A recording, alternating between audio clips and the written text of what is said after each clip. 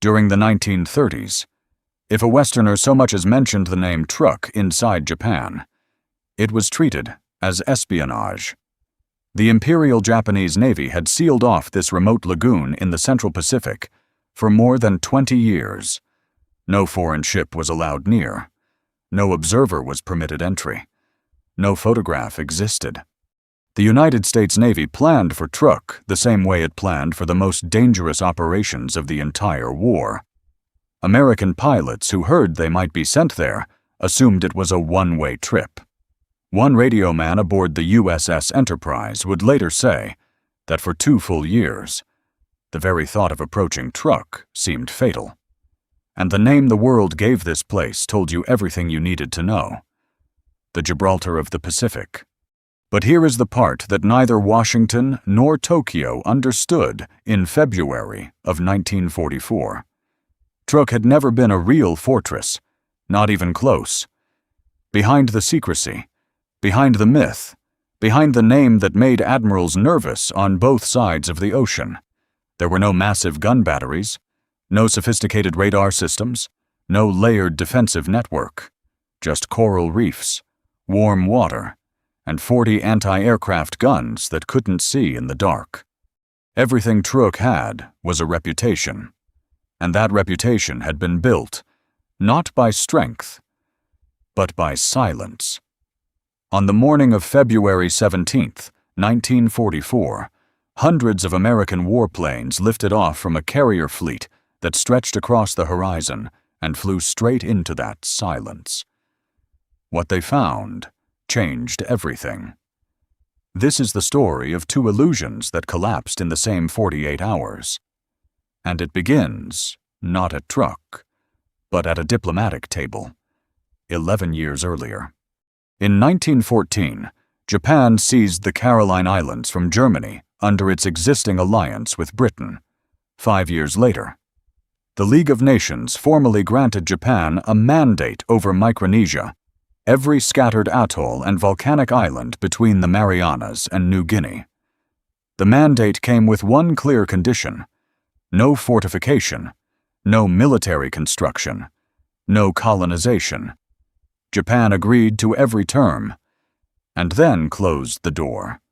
By 1920, foreign vessels were barred from entering Truk Lagoon.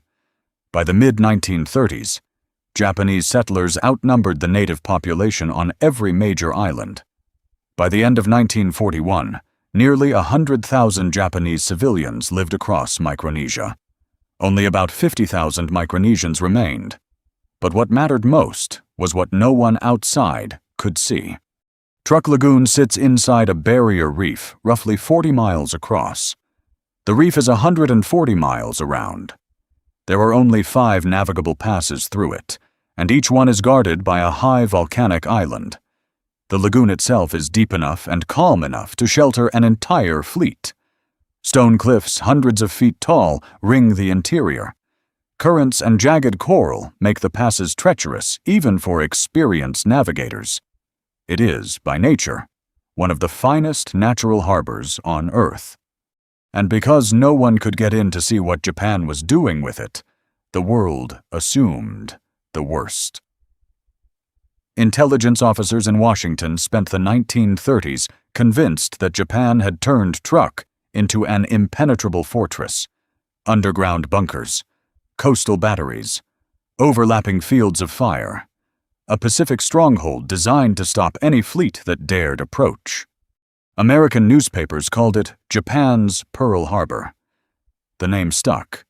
It spread. It grew. And with every passing year that no information escaped from behind that reef, the legend became larger. Some theorists even claimed that Amelia Earhart's 1937 flight across the Pacific was actually a secret reconnaissance mission for the War Department, an attempt to photograph Truk from the air, and that the Japanese had intercepted her before she could complete it. That theory was never proven, but the fact that it existed at all tells you how deeply the mystery of Truk had burrowed into the American imagination. By the late 1930s, American war planners had elevated Truk to the same threat level as the most heavily defended positions in the world. Contingency plans for an assault on the lagoon assumed massive coastal batteries covering every reef approach. They assumed radar-directed anti-aircraft fire. They assumed minefields across the passes. They assumed an enemy that had spent 2 decades turning a natural harbor into an engineered killing ground. They were wrong about all of it. The reality was something else entirely. A 1948 report published in the U.S. Naval Institute Proceedings, written after the war, when all the secrets had been laid bare, stated it plainly. In reality, the Japanese had done almost nothing to fortify Truk, not because they didn't want to, because they couldn't afford it. As industrialized nations went, Imperial Japan was poor, steel was rationed, aluminum was scarce, skilled welders were in short supply. Building a proper defensive stronghold thousands of miles from the home islands required money, material, and manpower that Japan simply did not have. There were no defensive guns at Truk before 1940, not a single coastal battery, not one concrete bunker designed to repel a naval assault. Even the construction that did take place was hidden behind layers of deception. A 6 million yen project to install fortifications across 8 key bases was officially titled Lighthouse Construction.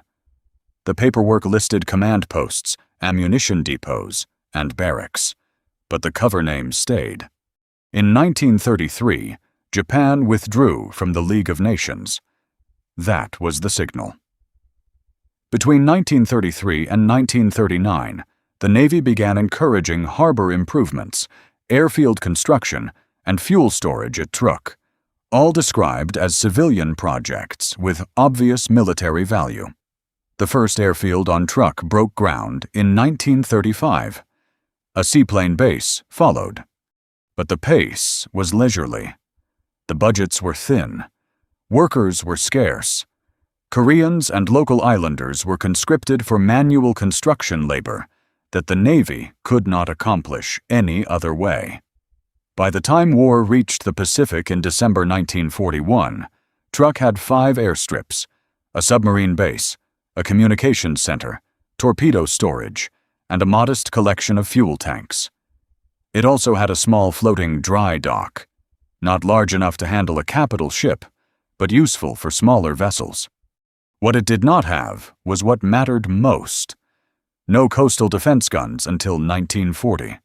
No radar that could reliably detect incoming aircraft. No hardened shelters for its planes. And when the anti-aircraft guns finally arrived, there were only 40 of them, scattered across multiple islands, without centralized fire control or radar guidance. That was the Gibraltar of the Pacific.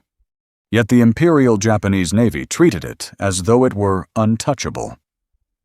The combined fleet used Truk as its forward operating base, the central hub from which operations across the South Pacific were launched and supplied. Yamato and Musashi anchored in the lagoon. Carriers refueled there. Submarines restocked. Not because Truk was strong, because Truk was convenient, and because everyone, from the admirals in Tokyo to the sailors on the anchored ships, believed the reputation. For 11 years, from 1933 to 1944, Japan built a legend out of coral and secrecy, and then they sat inside it, waiting. While Japan hid behind its reef, something was happening on the other side of the Pacific that no intelligence report could fully capture. After December 1941, the United States Navy in the Pacific was nearly empty. Enterprise, Saratoga, a handful of others. That was the fleet. Japan had every reason to feel confident. And for a while, that confidence held. But American shipyards had already started building. USS Essex, the lead ship of a new class of fleet carriers, was laid down in April 1941 and commissioned on the last day of 1942. 20 months from keel to combat-ready warship. The next one, USS Yorktown, named for the carrier lost at Midway, was built at Newport News Shipbuilding in a record 16.5 months. Then came Lexington, then Bunker Hill, then Intrepid, then Wasp, then Hornet. By the end of 1943, 7 Essex-class fleet carriers had joined the Pacific Fleet. Alongside them, 9 Independence-class light carriers, Cleveland-class light cruiser hulls converted into flight decks, entered service in the same year. That speed did not come from any one shipyard working harder. It came from a national production system built for volume. Newport News, the Brooklyn Navy Yard, the Philadelphia Navy Yard, Norfolk, Fore River. Multiple yards building the same proven design simultaneously, feeding finished hulls into the fleet faster than any Navy in history had ever managed. And the Essex class was only part of the picture. The Navy also commissioned escort carriers, smaller, slower, but produced in enormous quantities to fill every gap the fleet carriers could not cover. By mid-1943, American carrier strength in the Pacific had gone from near zero to overwhelming, and it was still growing. Japan, meanwhile, did not commission a single purpose-built fleet carrier in that same period. Not one. The few carriers they added were civilian hulls, passenger liners and tankers, hastily converted into flight decks that could not match an Essex in speed, armor, or aircraft capacity. The Americans were building purpose-designed warships from the keel up, designed for nothing but war. And it wasn't just carriers. The Grumman F-6F Hellcat, designed specifically to outperform the Japanese Zero, rolled off the assembly line in numbers the Japanese Navy could not comprehend. Grumman would build more than 12,000 of them before the war ended.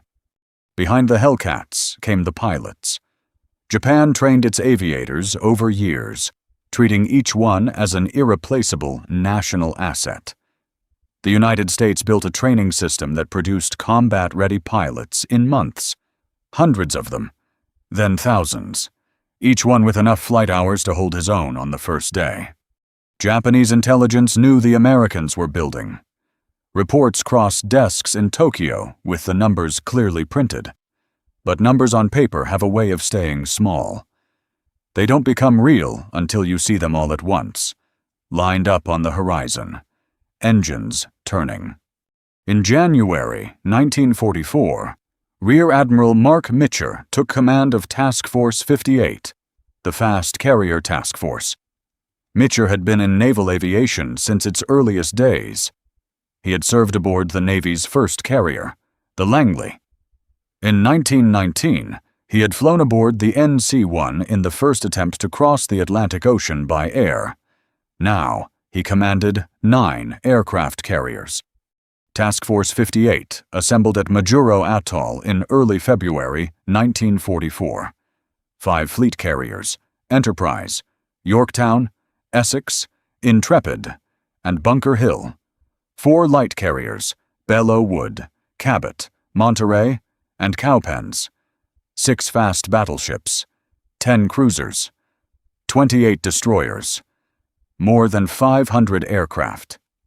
It was the largest carrier striking force ever assembled in the history of naval warfare up to that point, and every one of those carriers had been built by American hands, welders, riveters, electricians working double shifts in shipyards from Newport News to the Puget Sound.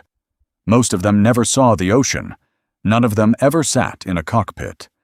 But without them, nothing that was about to happen would have been possible. If you think their work matters, if you believe the people who built those ships deserve to be remembered alongside the men who sailed them, I'd appreciate it if you'd take a second and hit that like button. That's all I ask. 2 worlds had been building in parallel for 11 years. On one side of the Pacific, Coral, Secrecy, and 40 anti-aircraft guns. On the other, steel, factories, and 500 warplanes. They were about to collide. On February 4, 1944, 2 United States Marine Corps PB-4Y-1 Liberators appeared high over Truk Lagoon. They flew at 30,000 feet, so high the Japanese lookouts could barely make them out against the bright sky. But the radio operators heard them. And within minutes, the report reached the command building on Dublon Island. It was the first time in more than 2 decades that anyone outside Japan's control had looked down into that lagoon. The photographs that came back stunned Allied planners. Large elements of the Imperial Japanese Navy lay below. Cruisers, submarines, escort vessels, and a large number of merchant ships, tankers, and supply vessels. The lagoon that had been feared for years was now, for the first time, visible. But the irony ran in both directions. What the Americans saw convinced them to attack. What the Japanese saw, 2 tiny reconnaissance planes at the edge of the sky, convinced them to run. Admiral Minechi Koga, Commander-in-Chief of the Combined Fleet, was hundreds of miles away at his headquarters in Palau. His order came the same day: immediate withdrawal of all major fleet units from Truk, Musashi, the carriers, the heavy cruisers. All of them were to proceed west at best speed. And they did. Within days, the heaviest warships slipped out of the lagoon and scattered: Palau, Singapore, the home islands. But Koga left behind everything that couldn't move fast. Dozens of merchant ships. Tankers loaded with fuel the Navy desperately needed. Repair vessels. Supply ships. 300 aircraft spread across 5 airfields. And Vice Admiral Masami Kobayashi, commander of the 4th Fleet, with orders to defend the anchorage with whatever he had. Whatever he had was not much. On February 12th, 3 carrier task groups of Task Force 58 departed Majuro Atoll. They refueled at sea on the 15th. Then they ran at high speed toward Truk, 90 miles out. They stopped. The Japanese had not detected them. One thing nearly gave them away. A Japanese G-4M search aircraft, flying its patrol route from Truk, passed close to the task force on the afternoon of the 16th. A combat air patrol from Belleau Wood intercepted it and brought it down before it could transmit a warning. The plane simply vanished. Its failure to return raised suspicion at Truk, but Japan had too few long-range search aircraft to sweep the ocean in every direction. The search patterns came up empty. That night, February 16th, 500 American aircrews sat on the decks and in the ready rooms of 9 carriers, 90 miles from the most feared anchorage in the Pacific. Many of them were 22, 23 years old. They had their mission briefings. They knew the target was Truk. They had seen the reconnaissance photographs from 2 weeks earlier, grainy, high-altitude images that showed ship silhouettes, but revealed almost nothing about what defenses waited for them below. What they didn't have was any pilot who had flown over Truk and come back to tell about it. No one had ever attacked this place. No one had tested its defenses. Every assumption about what waited behind that reef was based on rumor, reputation, and 2 decades of closed doors. Aviation radio man, First Class, Dave Cawley, aboard Enterprise, would remember that night for the rest of his life. Since the start of the war, every man in the fleet had heard the same thing about Truk. It was impregnable. It was a death trap. Going near it was the same as not coming back. The air intelligence officers briefed the squadrons on expected anti-aircraft positions, probable fighter strength, and the layout of the 5 airfields. They talked about the reef passes, the locations of the main anchorages, the positions of fuel storage. They showed the photographs again. But photographs couldn't tell you what it felt like to fly into a place that no American aircraft had ever approached.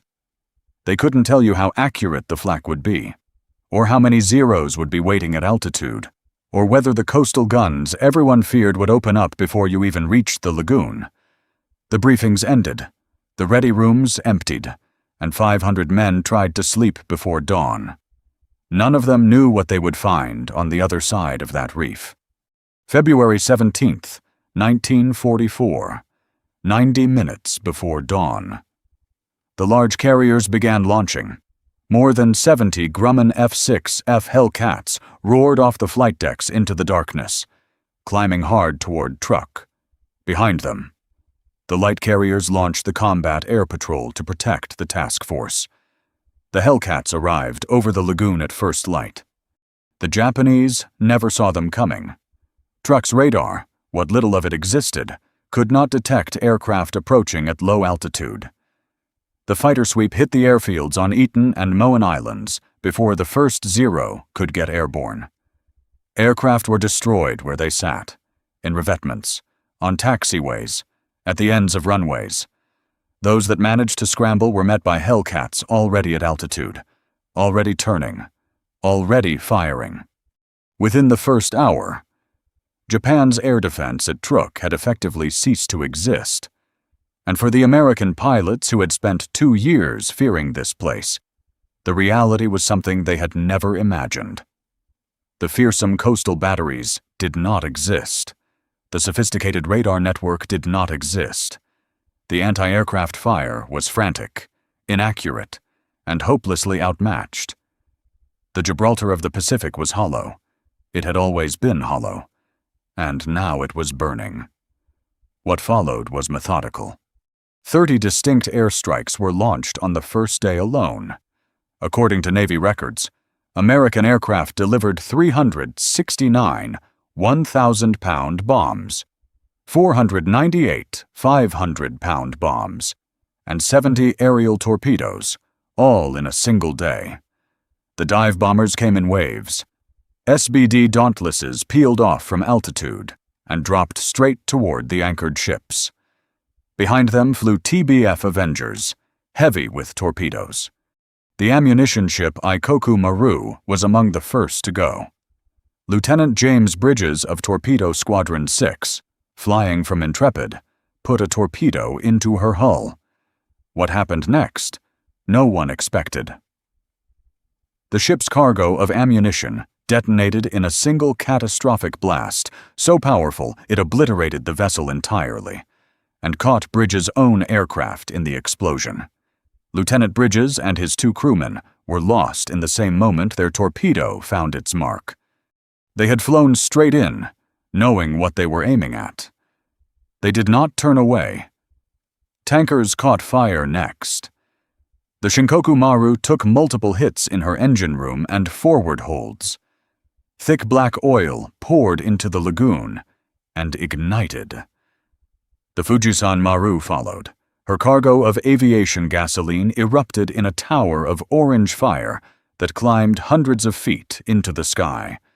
The calm blue water of the lagoon disappeared under a spreading sheet of flame. Ships trying to raise anchor were caught by coordinated attacks before they could reach the reef passes. One merchantman got her bow pointed toward a channel, only to be bracketed by 4 Avengers flying in perfect formation. She rolled over in less than 2 minutes. The Americans did not rush. They did not waste ordnance. They came in groups of 6 or 8, delivered their loads, climbed away, and made room for the next group. It was precise, it was rhythmic, and it did not stop. As night fell on the 17th, the attacks did not stop. Lieutenant Commander Bill Martin of Torpedo Squadron 10 aboard Enterprise launched 12 TBF Avengers into the darkness. Each one carried an operational radar set, the only carrier-based aircraft in the fleet large enough to do so. Martin had spent months convincing senior Navy leadership that carrier-based night strikes were possible. His squadron, known as the Buzzard Brigade, had trained relentlessly in instrument flying and radar-guided navigation. It had never been done before, not from a carrier deck, not at night, not against a defended anchorage. Martin's Avengers flew into the lagoon by radar alone, picking out targets among the coral islets that cluttered their screens. Each pilot navigated through darkness over unfamiliar water, reading the bright returns of ship hulls against the dim glow of coral formations. One wrong read, and they would fly into a mountainside. One moment of disorientation, and they would be in the water. They found ships. They hit ships. And when they climbed away into the darkness, more of the lagoon was burning, this time with no Japanese fighter able to challenge them. The defenses that barely functioned in daylight were completely helpless at night. Martin had proven his concept. Carrier-based night attack was no longer theory. It was doctrine. And the Japanese Navy, which had no equivalent capability, had just lost its last safe hours. Dawn on February 18th brought the second day. 57 Hellcats swept the airfields again at first light. Then the bombers returned. 1,250 combat sorties were flown on the second day. 400 tons of bombs dropped. Japanese ships that had survived the first day tried to escape through the North Pass. They ran straight into Admiral Spruance's surface force, the battleships Iowa and New Jersey, heavy cruisers, and destroyers, waiting outside the reef like a steel wall. The light cruiser Katori tried to fight her way out. She made it through the pass and turned north, her guns firing at the American aircraft overhead. Then Iowa's 16-inch guns found her. The first salvo straddled her hull. The second tore into her amidships. She broke apart and went down. The destroyer Maikaze turned sharply and launched a spread of torpedoes toward the American surface line, the last aggressive act any Japanese warship would ever take at Truk. American destroyers responded with rapid 5-inch gunfire and tore Maikaze apart before her torpedoes could close the distance. She burned fiercely for less than 3 minutes before rolling over. One by one, every vessel that attempted to escape was found: patrol boats, submarine chasers, armed merchantmen. The American cruisers and destroyers moved in precise formation, their guns walking shell after shell across the water with mechanical accuracy. No wild chases, no wasted ammunition, just calculated destruction at range. Below the surface, American submarines completed the trap. The submarine skate had already found the light cruiser Agano 160 miles northwest of Truk 2 days earlier, putting 3 torpedoes into her hull as she fled. Air above, steel on the horizon, submarines below, 3 layers, no gaps. The Americans had thought of everything. In the middle of all of it, on the ground. One American watched from a place no one knew about. Major Gregory "Pappy" Boyington, Marine Corps ace, 28 confirmed aerial victories. A man whose Medal of Honor had already been announced back home while the military assumed he was gone, was a prisoner of war. He had been captured after being brought down over Rabaul a month earlier. His captors had flown him to Truk on a transport plane. That transport landed just as the first Hellcats arrived. Boyington was shoved into a concrete slit trench. From there, he watched a Hellcat destroy the very plane that had carried him in. American bombs fell all around him. American fighters screamed overhead. His own country's aircraft were tearing apart everything within sight. But no one knew he was there. Not the pilots above, not the Navy, not his family. He lay at the bottom of that trench, a prisoner in his own war, and watched the sky fill with American wings. The men above were fighting to destroy the very base where he was being held. Every bomb that fell was both a hope and a threat.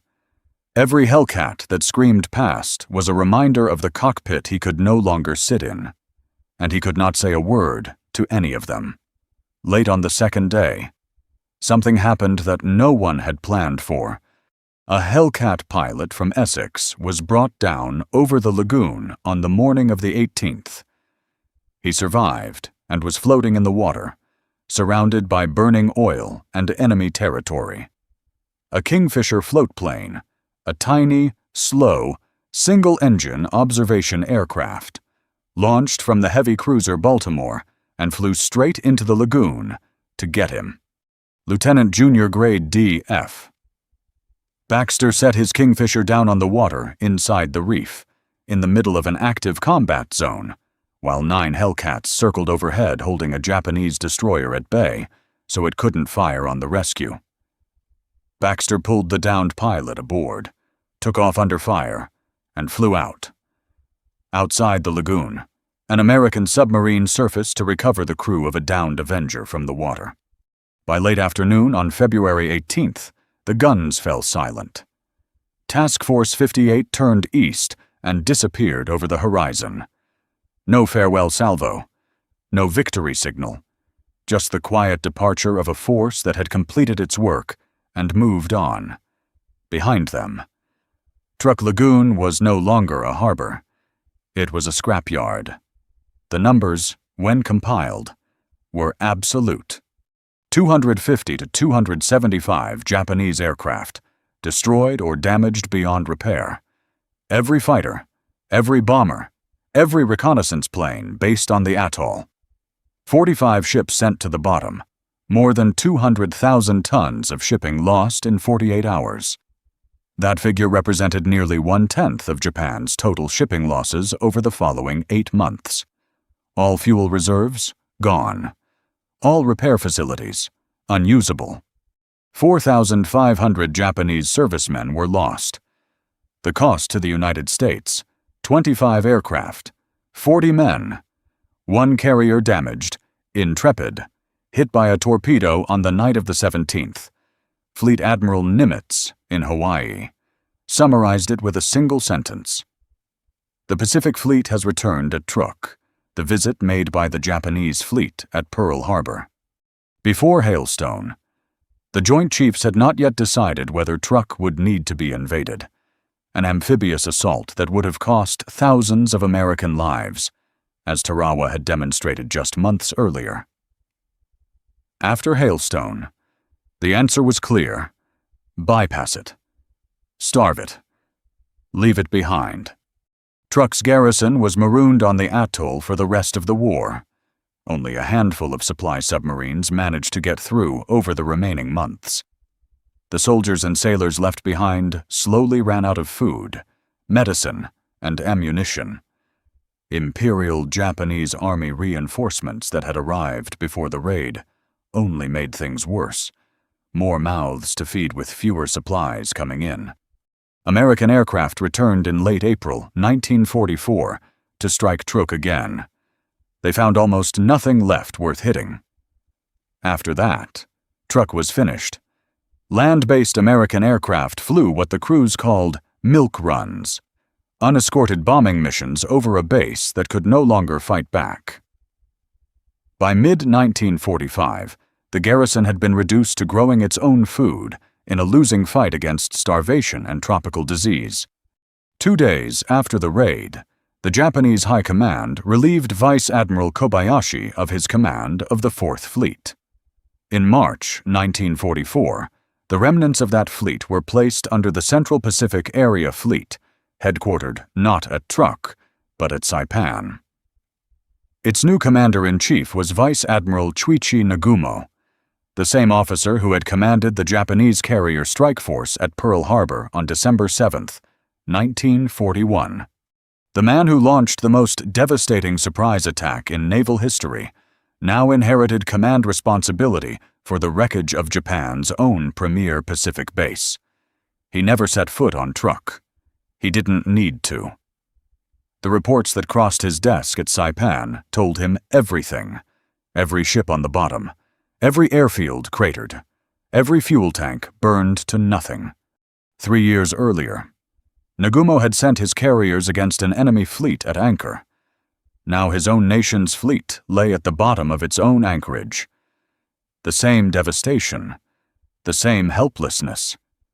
Only this time, the rising sun was on the receiving end.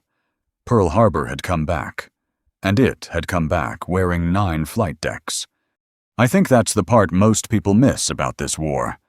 It wasn't decided on any single morning. It was decided in shipyards and factories, by people whose names nobody wrote down, years before the first bomb ever fell. Tokyo received the reports in coded fragments. No official statement was issued. No words of encouragement were sent. No new orders came. Just the same emptiness that had followed every major defeat since Midway, as though refusing to speak the truth might somehow change it. Today, more than 80 years later, more than 40 shipwrecks still rest on the bottom of what is now called Truk Lagoon. Coral grows over twisted steel. Schools of fish move through empty engine rooms. Divers from around the world come here every February, on the anniversary, to pass through compartments where men once stood at their posts. The Federated States of Micronesia has designated the wrecks as protected monuments and war graves. 35 American servicemen from the February 1944 raids remain listed as missing in action. Hundreds more from later strikes on Truk are still unaccounted for. In 2024, researchers from Project Recover located 3 American aircraft on the lagoon floor for the first time. Each one carried crew members still listed as missing. They are still down there, and people are still looking for them. The men who flew over Truk that morning, many of them were barely old enough to vote. They climbed into those cockpits not knowing if they would climb back out. Some of them never did, and some of them are still there, 80 years later, resting beneath the same water they came to set free. If your father or your grandfather served in the Pacific, on a carrier deck, in a shipyard, in an engine room, on an airfield that nobody remembers anymore, I want to hear about him. Leave his name in the comments. Leave his unit. Leave whatever piece of his story you still carry. Because the men who built those ships, who flew those planes, who made that morning over Truk possible, they deserve more than a line in a history book. They deserve to be remembered by name. And this is the place to do it.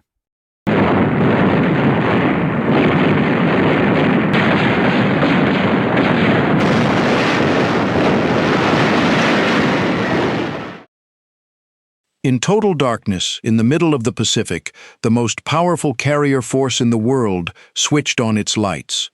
Deck lights. Searchlights straight up. Star shells over the water. 20 June 1944. Every rule said do the opposite. More than 200 American airplanes were coming home in the dark, and nearly all of them were close to empty. Here's what got lost. The Admiral history credits for that order hadn't given it yet. Another admiral had already turned his lights on, and he never asked permission. And the order everyone remembers as a split-second act of nerve had been written down days before, because somebody knew something the air crews did not. 20-30 hours. The flag bridge of the aircraft carrier Hornet, CV-12. Rear Admiral Joseph J. Clark, Commander Task Group 58.1, was listening to the radio, and what was coming through it had stopped being flight operations. It had turned into men calling for help. The Navy called him Jocko. He picked the name up at Annapolis and never much cared for it. He was a Cherokee, the first Native American to graduate from the Naval Academy, class of 1917, and by the summer of '44, he had a reputation up and down the fleet as the most aggressive task group commander in the fast carrier force. 6 days earlier, he'd been ordered to take 3 carriers 1,000 miles north to work over the Bonin Islands.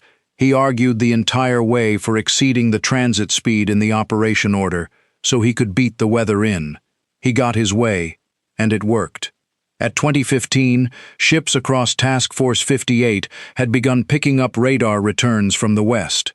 That was the strike coming home. Most of the contacts were roughly where they should have been, others were not. There were returns well off to the north and returns to the south, men who had been holding a heading for an hour and a half that was quietly, completely wrong. And underneath all of it, on every frequency at once, the voices. Clark ran the arithmetic on where that was heading, and he did not like the answer. At 2030, he gave an order to every ship in his task group. Turn on the lights. Searchlights vertical. Cruisers commence firing star shells. He did not signal the force flagship. He did not ask Vice Admiral Marc Mitscher, Commander Task Force 58, aboard Lexington CV-16. He did not ask anybody. What came on was more than anybody had drawn up. Running lights, masthead truck lights, the glow strips along the edge of every flight deck. Then the destroyers in the screen swung their own searchlights around and put them on the carriers, so the carriers stood lit up out of black water like buildings. Star shells overhead on parachutes, drifting down, burning white. Mitscher gave the same order to the rest of Task Force 58 minutes later. Every light, every ship, 4 task groups, spread across miles of ocean. Pilots who had spent 90 minutes staring into nothing came over a rise of water and found the middle of the Pacific looking like a city. And none of that should have been happening. That was a fleet which, by every article of doctrine then in force, should have been sitting out there darkened and silent. And in a war, the United States was already winning. 226 American aircraft should never have been sent out over that ocean in the first place.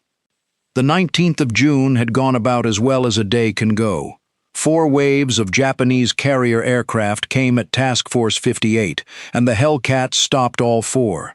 The men flying were calling it a turkey shoot before the sun went down. 2 Japanese fleet carriers went down that afternoon, both of them hit by American submarines. At 16:30 that same afternoon, Admiral Raymond Spruance, Commander 5th Fleet, embarked in the heavy cruiser Indianapolis, CA-35, released 3 of the 4 fast carrier task groups to run west after what was left. So the 20th should have been the cleanup. Find them. Finish it. Except nobody could find them. Search aircraft went out at first light and came back with nothing. They went out again and came back with nothing. Hour after hour that ocean stayed empty, and every hour put Vice Admiral Jisaburo Ozawa's first mobile fleet that much farther west. Task Force 58 was chasing, and it was chasing into the wind.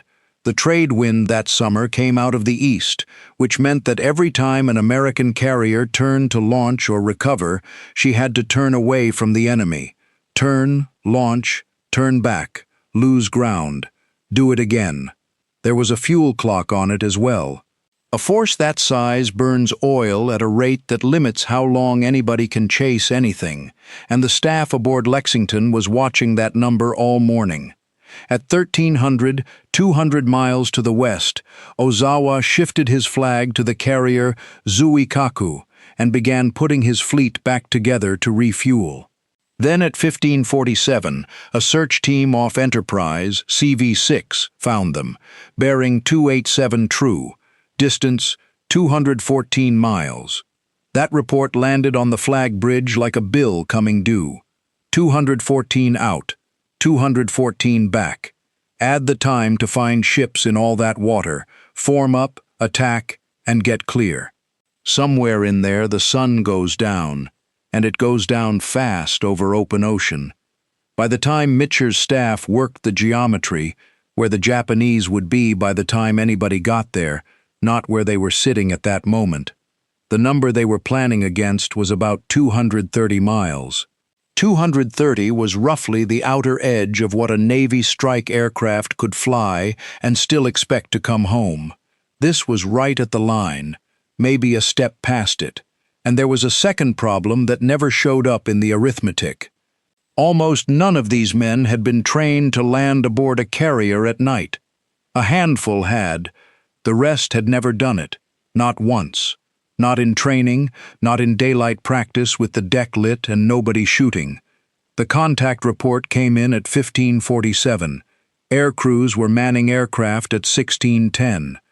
Somebody chalked 3 words on a board in a ready room aboard the light carrier Monterey, CVL-26, and that phrase went through the whole force that afternoon. Get the carriers.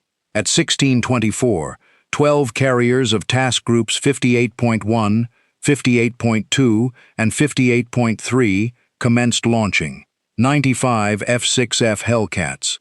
51 SB-2C Helldivers, 26 of the older SBD Dauntless dive bombers, which Lexington and Enterprise air groups were still flying, 54 TBM Avengers, though only 21 of them carried torpedoes, 226 aircraft, 411 men.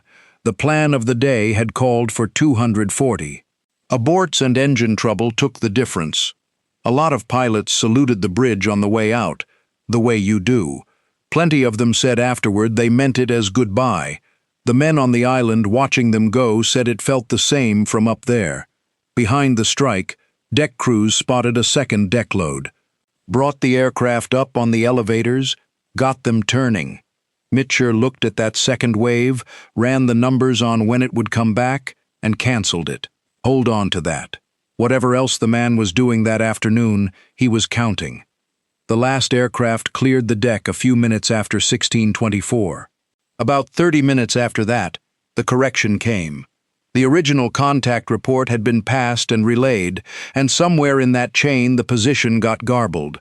Ozawa's fleet was not where the numbers said. It was 60 nautical miles farther west, 60 more out, 60 more back. On a mission that had no margin in it to begin with. Some crews got the word on deck before they launched. Most got it over the radio, already airborne, already committed. Nobody turned around.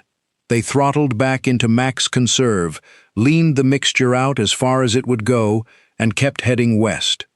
At 17:15, a Jake floatplane catapulted off the Japanese heavy cruiser. Maya sighted Task Force 58 and reported it. So Ozawa knew a strike was coming, and he had time to work with. The decision to press on did not cost every man the same, and every man in that formation knew it. The Hellcats had the legs. It was going to be tight, but they had a chance. The Avengers were slow and heavy, and carried a lot of gas. The Helldivers were the problem. Of the 51 that launched that afternoon, 8 went down over the target, and 32 more ended up in the water or wrecked on a deck. Bombing Squadron 8 off the carrier Bunker Hill, CV-17, put 12 Helldivers up that day. 11 never came back. 2 were shot down. The other 9 ran the tanks dry. 2 of that squadron's pilots went missing over the Marianas on the 20th and stayed missing. Lieutenant Junior Grade Palmer II, Lieutenant Junior Grade Robert Benchamal and his crew. Their names are in the ship's history, and that is very nearly all anybody has of them. There was one more thing working against every man in that formation, and it almost never gets mentioned. The carriers had a homing beacon. The system was designated YEZB, and when it was working properly, a pilot could pick it up around 70 nautical miles out and follow it home. 70 miles. They were coming back from close to 300, which left something like 150 miles of open ocean, after dark, with no beacon, no landmark, no horizon. Dead reckoning and hope. On the numbers as they stood at 1700, a Helldiver crew that found the enemy, attacked and turned for home would be in the air something over 5 hours, most of it after sunset. Japanese radar picked up the incoming strike at 1803. About 20 minutes later, the American pilots had ships in sight. Ozawa's formation was already closed up tight, so the anti-aircraft batteries overlapped, and he had put everything he had left into the air. 40 A6M Zeke fighters, 28 more with the bombs stripped off. A handful of dive bombers thrown up as interceptors. Whoever had survived the day before were the ones who knew what they were doing, and they flew like it. There was no time for any of the coordination the Navy normally built into a strike. No orbiting, no forming up, no waiting for the dive bombers and the torpedo planes to arrive together. The light was going and the fuel was going, and every man knew both numbers. They went in as they arrived. Aircraft off Hornet, Yorktown, CV-10, and the light carrier Bataan, CVL-29, went after Zuikaku and put a bomb into her aft of the island that opened up her aviation fuel system and set the hangar deck alight. Her commanding officer gave the order to abandon ship. The crew either didn't hear it or ignored it, and saved her. Aircraft off Lexington, Enterprise, San Jacinto, and Belleau Wood went in against Carrier Division 2, Junio, Ryuho, and the carrier Hio. Bunker Hill's dive bombers hit Hio. What finished her was a torpedo, and it came off an Avenger of Torpedo Squadron 24, flying from the light carrier Belleau Wood, CVL-24. 4 of them went in together, led by Lieutenant Junior Grade George Brown. Brown took a flak hit on the way that set his airplane on fire. His 2 gunners couldn't raise him on the intercom and went over the side. They watched the rest of the attack from the water. Brown was still alive up front and still flying, and he kept going. His section split and came at Hio from 2 bearings at once, and she could not turn away from both. The records do not agree on whose torpedo it was, Brown's or his wingman's. Nobody has ever been able to say for certain. Other pilots saw Brown afterward, out over the water, flying a wrecked airplane on the way home, clearly hurt. Then it got dark, and nobody ever saw him again. Hio burned about 2 hours before something inside her let go, and she went down. At 1900, with his own aircraft still trying to get back aboard, Ozawa briefly considered turning east and forcing a surface action in the dark. He canceled it at 22:05. By then, 200-odd American aircraft had already turned east. And from that moment on, the Japanese are not the problem in this story. Sunset that evening came just before 1900. What came after it was not ordinary night. There was no moon at all, new moon, and an overcast on top of that. No stars, no horizon line where the sky met the water. Nothing to look at in any direction. Pilots have a word for what that does to a man. Vertigo. Your inner ear starts inventing things because your eyes have nothing to correct it with, and it will tell you with total confidence that you're flying level when you're in a bank, or climbing when you're going down. The only thing keeping you out of the ocean is a set of instruments you have to trust over your own body, in the dark, at the end of a 7-hour day. 200 aircraft were spread across a couple hundred miles of that. Radio discipline went first. It started as position calls and turned into something else. Men transmitting because transmitting meant somebody else was still out there. Squadron frequencies, common frequencies, everything stepping on everything. Then the other kind of call started. Going in the water, somebody mark it, and another one behind it, and another. Every man flying had one decision to make, and nobody could make it for him. You can put the airplane in the ocean on your own terms, while you've still got enough left to fly a controlled approach, pick your spot, get the nose up, and give your crew a chance to get out clean. Or you can bet there's enough in the tank to reach a deck. Take the sure thing and you are definitely in the water. Take the bet, and the engine quits at 400 feet in the dark, and there is no time to do anything at all. It broke differently for different squadrons. Lieutenant Commander James Ramage, Jig Dog Ramage, commanding Bombing Squadron 10 off Enterprise, brought his people home and lost exactly 1 airplane to fuel exhaustion. The crew of that one came out of the water alive. Others lost most of what they launched. Back at the force, they could hear all of it. Every call came through the speakers on the flag bridges, in the combat information centers, in the radio shacks. Sailors who had never flown anything in their lives stood there listening to men they'd had breakfast with, 200 miles west, running out of options. The night fighters went up to help. Enterprise carried a detachment of radar-equipped F-4U Corsairs, aircraft that were not even cleared to operate off carriers at that stage of the war, and they went out into the black to find stragglers and walk them home. At 2015, the first radar returns came in from the west, which is where this started. If this is the kind of story you come here for, the part that happens after the battle is already won, when there's nothing left to gain and nobody's keeping score, the subscribe button is right down there. So, back to the flag bridge of Hornet at 2030, and to the thing that has been sanded smooth over 80 years. The version everybody knows is that a hard-bitten admiral heard what was happening out there and made a wild, impulsive, all-or-nothing call that broke every rule in the book. The record says something different.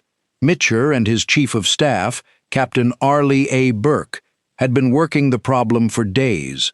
Once it became clear a maximum-range strike was likely, the staff wrote up a contingency for what to do if that strike had to come home after dark, and lighting the force was in it.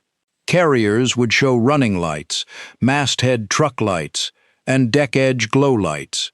Each task group flagship would train its largest searchlight vertically. The plan was never briefed to the air crews, but it existed, on paper, before the first airplane left the deck. There's more. The reason a fleet darkens ship at night is submarines.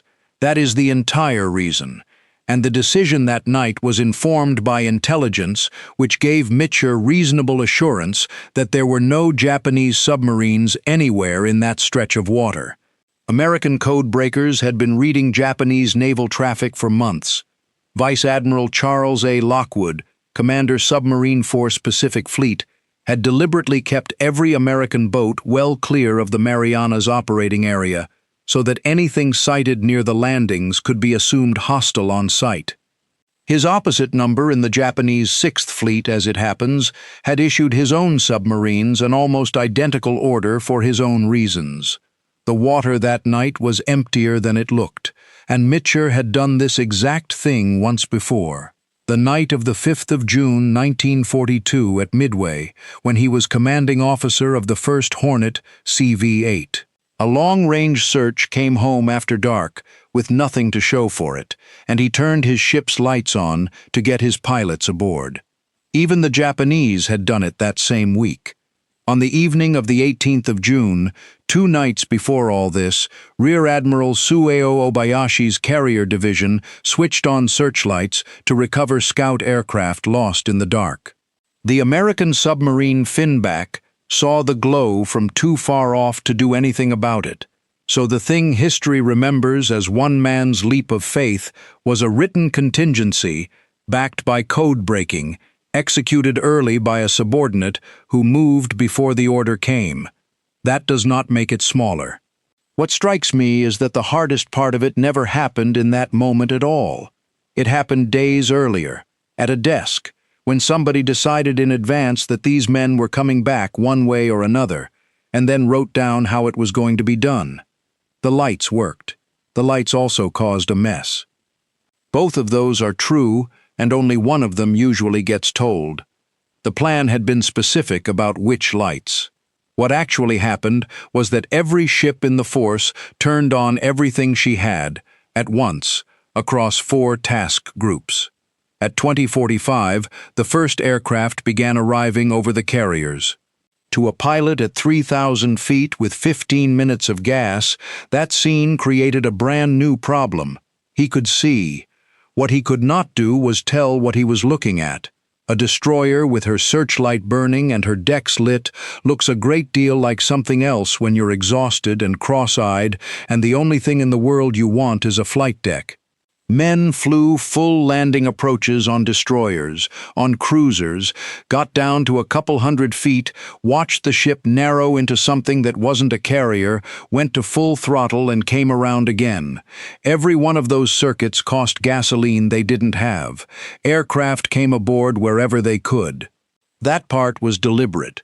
The word had gone out that any airplane could land on any carrier, forget your home ship. And it saved a lot of men. It also meant a Lexington airplane putting down on Monterey, and a Hornet airplane putting down on Enterprise, and decks filling up with aircraft nobody had planned deck space for. Deck crews worked at a dead run. Get it stopped, get it out of the wire, get it forward, get it clear, next one. Not all of them got clear in time. Aircraft came in too fast, or too slow, or lost the engine on final. Some floated the barrier into the airplanes parked ahead. Some came down hard enough to tear the gear off. The men working those flight decks were operating inside a landing pattern that had stopped being a pattern. There were airplanes that got aboard with a single gallon of fuel left. There were others that came apart on the deck they'd spent 3 hours trying to reach. The Navy's own historians have looked at that night for 80 years, and the honest red is that the force commander lost control of the recovery. Naval History magazine put it about that plainly. The praise for turning on the lights is deserved, and the lights also confused a great many pilots who then burned gas they could not spare. Both halves belong in the story. Because here is what that confusion actually was. It was not a fleet coming apart. It was a fleet with every deck open, every light burning, every screening ship out of station and searching, all of it directed at one objective, with no military value whatsoever. There was nothing left to win. Ozawa was over the horizon and gone. Not one thing that happened after 2000 that night moved the war a single inch. Every bit of it was about getting men out of the water. Which brings this to the part of the night that almost never gets told, because there is no film of it, and there never will be. Ditching an airplane in daylight is a controlled emergency. You can see the ocean, you read the swell, line up along it, judge your height, hold the nose up, and put the tail in first. At night with no moon, you cannot see the water at all. A man would come down on instruments as far as they would take him, hold what he believed was the right attitude, and wait. And the ocean would arrive without any warning whatsoever. The men who lived through it didn't describe it as landing. They described it as being hit. Then everything happens at once. By this point in the evening, most of these crews had been airborne better than 4.5 hours. The airplane goes from 90 knots to 0 in about 2 seconds. Water comes in, the canopy comes back or it doesn't, and there is no third option. An SB-2C Helldiver carries a radio man gunner aft. A TBM Avenger carries 2 men back there. All of them have to get out through their own hatch, in the dark, upside down as often as not, while the airplane goes down underneath them. An airplane that is mostly engine does not float long. Then the raft, if you got to the raft, then 2 Mae West cells around your chest, then nothing. And that is the thing no photograph will ever show, because it isn't a picture, it's an absence. A man in the water at night, in the middle of the Pacific, has no reference of any kind, no shore, no horizon, no glow on the underside of the clouds. He cannot reliably tell the sky from the sea. He has no way of knowing whether anything at all is coming, or whether anyone saw him go in, or whether the position somebody called out over a jammed radio channel was anywhere close to right. What was coming was the screen. Every task group had destroyers and cruisers stationed around it whose entire existence was to be a wall. Anti-aircraft, anti-submarine, plane guard. That night the wall came apart on purpose and turned into a search line. They swept with searchlights. Wide, slow arcs across black water, hunting for something roughly the size of a man's head. A naval officer who was there wrote about it the following year, in the September 1945 issue of Proceedings, and the detail he chose to put on the page was not the number of men recovered, it was the sound the crews made. When a beam came close to a swimming aviator and went past him, and then swung back and caught him, the men on deck yelled, they whistled, they cheered like it was a ball game. He wrote that the men who saw those things that night would carry them for the rest of their lives. And then the hard part started, because finding a man and getting him aboard are 2 different jobs. A destroyer recovering a man from open ocean has to come off her speed and lie nearly dead in the water. She puts a cargo net over the side, or a boat in the water, and then she waits, while a man who has been swimming in a flight suit and a parachute harness for 2 hours tries to make his arms do what he is telling them to do. That takes minutes, sometimes a great many minutes. Then she comes about and does it again, and again. Enterprise's action report for the period 6th to 29th of June, serial 0017, puts it in about 11 words. Of everything she launched that evening, 5 aircraft did not come home. The personnel of all 5 were recovered from water landings by destroyers. One more of her pilots had gone down clear back at the target, a couple 100 miles west, in water nobody was going to sweep. A rescue seaplane went out and got him. None of that was improvised either. On the 14th of June, 6 days before all this, a Hellcat pilot went into the water just off Guam, and the submarine Stingray went in after him with the shore batteries firing. When the guns made a surface pickup impossible, Stingray's commanding officer tried something that had been briefed to the force and never once actually attempted. He ran the boat in submerged with nothing showing but the periscope and had the pilot take hold of it. It took 3 hours and 4 attempts. The man held onto a periscope for the better part of an hour while the submarine backed out of range. Another pilot went into the water off Saipan on the 11th of June. He was in a raft for 11 days before anybody found him. 11 days, and they were still looking. That was the standard in the Pacific by the summer of '44. Not a heroic exception. The expectation, Task Force 58 had spent the previous day shooting more than 200 aircraft out of the sky, about as efficiently as that has ever been done by anybody. The thing it turned out to be best at was finding people in the dark. Most tellings of this night stop when the last airplane comes aboard. That isn't where it stopped. At 02:30 on the 21st, Enterprise catapulted 2 Avengers into the dark to regain contact with the Japanese fleet and trail it. The hunt had never actually been called off. It ran the entire time, in parallel, while the screen was still pulling men out of the water. At first light on the 21st, the search aircraft went up. Some were looking for Ozawa, others were looking for rafts. Spruance kept the force pushing west all through the 21st, hoping to catch anything the Japanese had left behind. Search aircraft worked that ocean all day and found no warships at all. They were finding other things. The recovery ran for days. Destroyers and cruisers had it first, that night and into the morning. Then long-range patrol aircraft took over the wider search. Then the submarines. That last part is worth sitting with for a second. The same weapon that had put 2 Japanese fleet carriers on the bottom 48 hours earlier was now surfacing in open ocean to take American aircrew off of rafts. Meanwhile, the bookkeeping was almost comic. Men were scattered across the entire force. A pilot off Lexington was asleep in a bunk on Yorktown. A gunner off Bunker Hill was in a ready room on the light carrier Cabot, CVL-28, in borrowed dungarees. Squadrons had no idea who they still had. So the ships began signaling each other, ship to ship, name by name. We have your man. We have 3 of yours. Who have you got of ours? It took days to work out who was actually gone.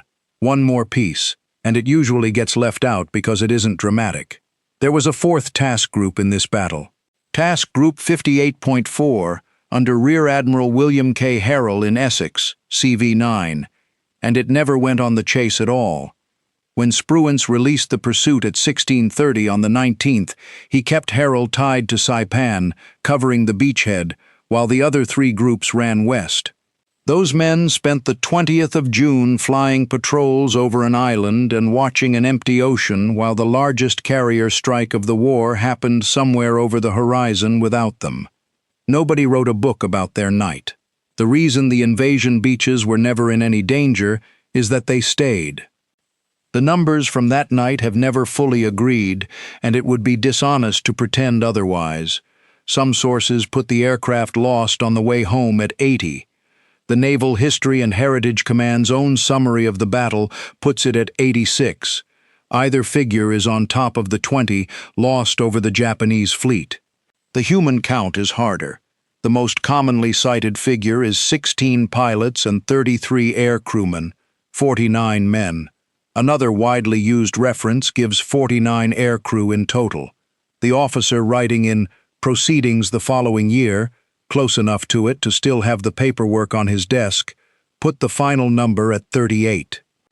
The Naval History and Heritage Command counts 185 men who went into the ocean and 143 who came back out of it. Take the widest spread you like.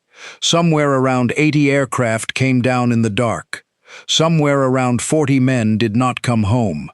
That gap between the two numbers is the whole story. Aircraft were the thing America could replace. The factories were turning out Hellcats faster than the Navy could work out where to put them. An air group could be brought back up to strength in weeks. Trained air crew were something else entirely. You cannot build a man who has flown 30 combat missions. You can only keep the one you already have. The other side of that ocean had learned this the hard way and was still learning it.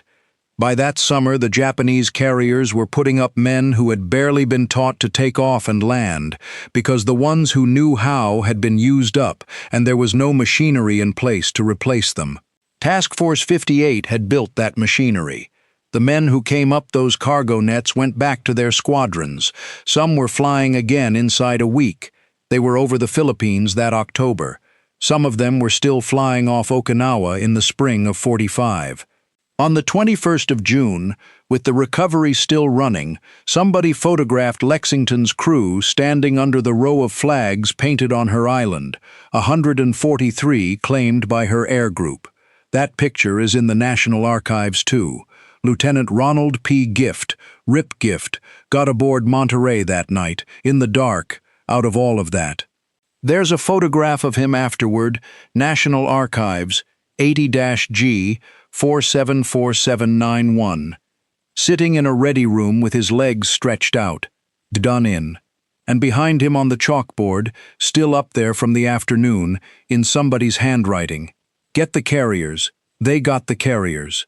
Then they spent the rest of the night getting each other, a searchlight sweeping black water, a beam going past a man and coming back, and a deck full of sailors cheering for one head in the ocean, in the middle of the largest naval battle ever fought. A lot of families have somebody in this. Task Force 58 was better than 100 ships, and most of the men out there that night never flew an airplane. They were on the deck crews, in the screen, on the searchlights, at the rails. If you had a father, an uncle, a grandfather who served out there, the comment section below is a good place to put his name and his ship. Those get read.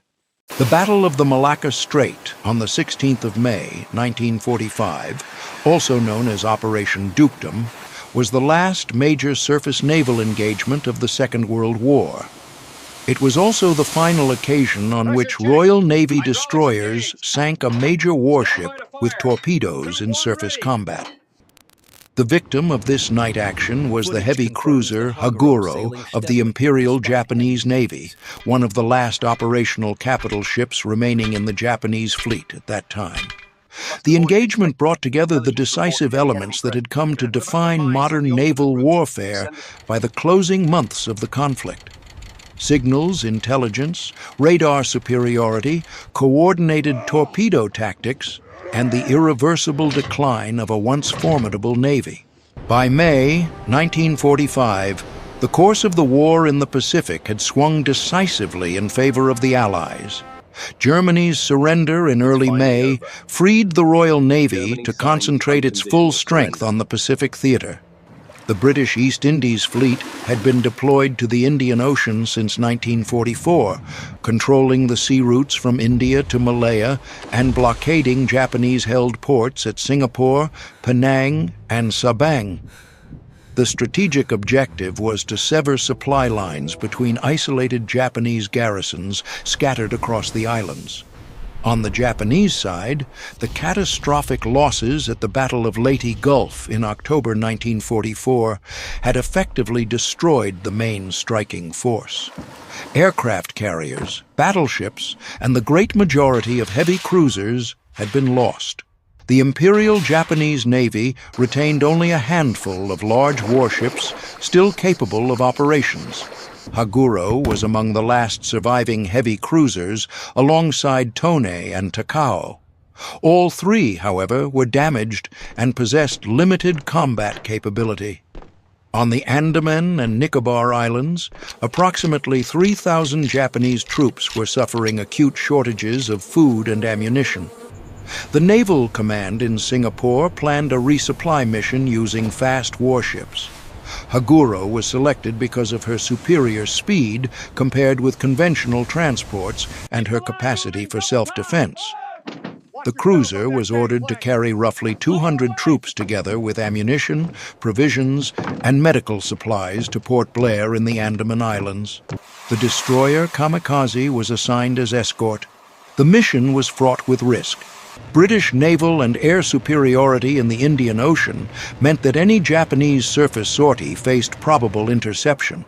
Nevertheless, the desperate condition of the Andaman garrison left the Japanese command with few alternatives.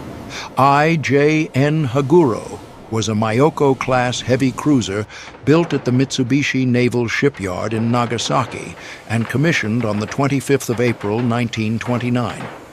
She measured 203.76 meters in length, 17 meters in beam, with a draft of 6.19 meters. Standard displacement was 10,367 tons. Full load displacement reached 13,433 tons. The propulsion plant comprised 12 Campon boilers and 4 Campon steam turbines, producing a design output of 152,000 horsepower and a maximum speed of 35.5 knots under original specifications. In terms of firepower, Haguro's main armament consisted of 10 Type 3 203mm guns mounted in 5 twin turrets. Secondary armament comprised 8 Type 89 127mm guns in 4 twin turrets, capable of engaging both surface and aerial targets. The ship carried 16 Type 93 long-lance 610mm torpedo tubes arranged in 4 quadruple launchers. The Type 93 torpedo had a range of 40 kilometers at 36 knots, with a warhead weighing 490 kilograms. Anti-aircraft defense consisted of 8 Type 96 25mm guns and light machine guns. The main belt armor was 102 millimeters thick, deck armor 35 millimeters, and conning tower armor 76 millimeters. Haguro possessed an extensive combat record. From December 1941, she served with the 5th Fleet Southern Force during the Southeast Asian Offensive. In February 1942, she took part in the Dutch East Indies campaign and the Battle of the Java Sea on the 27th of February, in which the ABDA Allied force was defeated. In March 1942, Haguro and her sister, ship Nachi, sank the destroyer HMS Encounter and the cruiser HMS Exeter. In 1943, the ship operated in the Philippine Sea and the Rabaul area. In October 1944, Haguro participated in the Battle of Leyte Gulf, specifically the Battle of Surigao Strait, on the night of the 24th to the 25th of October, where Japanese forces were ambushed and suffered devastating losses. By May 1945, however, Haguro's material condition was poor. After 4 years of continuous warfare, the ship had received no comprehensive overhaul. The propulsion system was delivering only roughly 70% of its design output because of damaged turbines and boilers. Actual maximum speed had fallen to between 26 and 28 knots, far below the original 35.5 knots. The Type 94 fire control system was obsolete. Haguro lacked modern long-range search radar, carrying only a Type 21 short-range air warning set, a critical disadvantage in night combat. Her complement stood at approximately 900, but the majority of seasoned sailors had been killed in earlier engagements, and the current crew included many hastily trained recruits. The ship was commanded by Vice Admiral Hashimoto Shintaro, a veteran officer who had graduated from the Naval Academy in 1915 and had commanded numerous destroyers and cruisers during the war. Despite his personal experience, the odds against a successful mission were formidable. Hashimoto was sailing into waters dominated by British air and naval power, with a ship whose fighting capacity had been gravely diminished, and a crew that lacked the seasoning of the men who had fought in the earlier years of the war. The British force committed to the action was the 26th Destroyer Flotilla, commanded by Captain Manly Lawrence Power. Power was an officer of wide experience in night fighting and torpedo attacks, having led destroyer formations in the Mediterranean and the Atlantic. The flotilla leader, HMS Saumarez, was an S-class destroyer, 115 meters in length, displacing 2,500 tons with a maximum speed of 36 knots. Her armament comprised 4 114mm or 4.7-inch guns, 8 40mm Bofors anti-aircraft guns, and 8 Mark 9 533mm torpedoes. Most crucially, the ship was fitted with Type 2 93 radar for surface search, Type 2 91 radar for air warning, and a modern fire control system. The remaining 4 ships, HMS Venus, Verulam, Vigilant, and Virago, were V-class destroyers of comparable specification. All carried modern radar, and their crews were thoroughly trained in night tactics. Each ship embarked 8 Mark 9 torpedoes with a range of 13.7 kilometers at 35 knots and a 340-kilogram Torpex warhead. The balance of forces clearly favored the British. 5 modern destroyers equipped with advanced radar and highly trained crews against 1 weakened heavy cruiser and a single escort destroyer. The radar advantage, above all, would prove decisive in the night action that followed. Where Haguro was effectively blind beyond visual range in darkness, the British destroyers could track her movements with precision from well beyond gun range, coordinate their approach without revealing themselves, and time their torpedo attacks to maximum effect.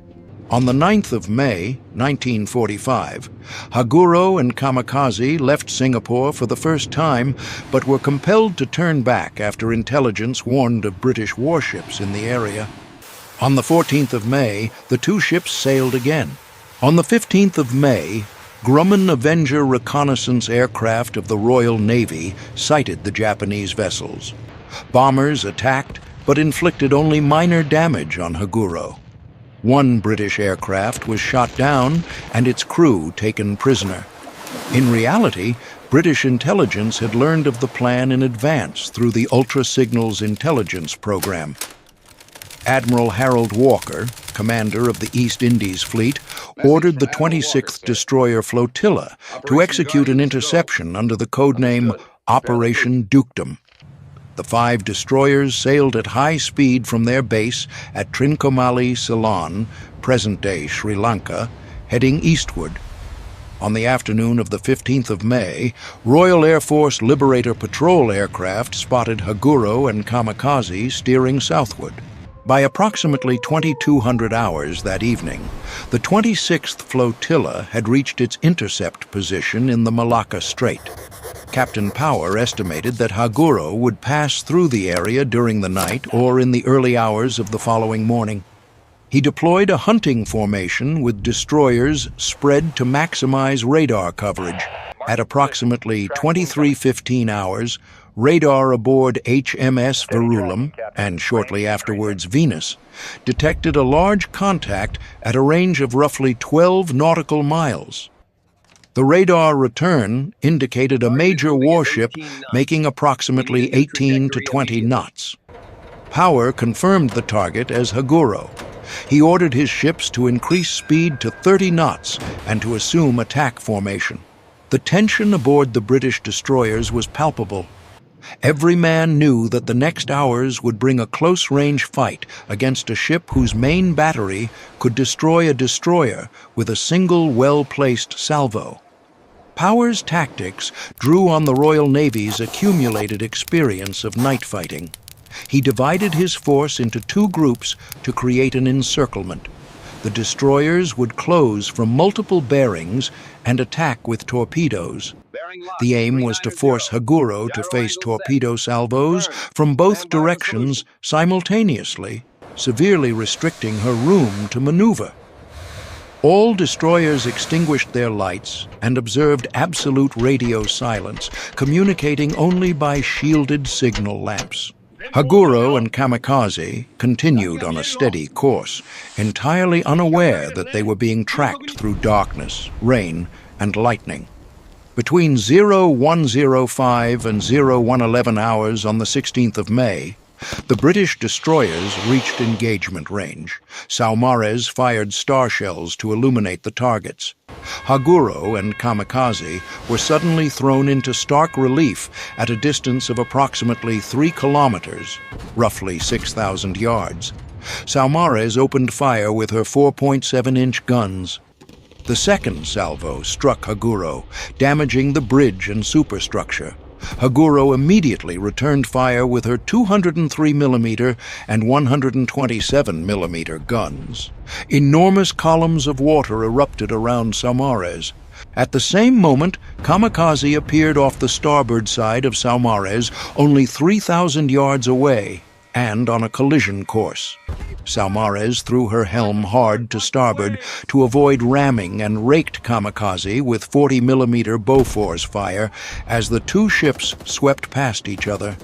Kamikaze sustained light damage. At approximately 0115 hours, Saumarez and Verulam launched torpedoes at close range. Haguro was maneuvering violently and firing heavily.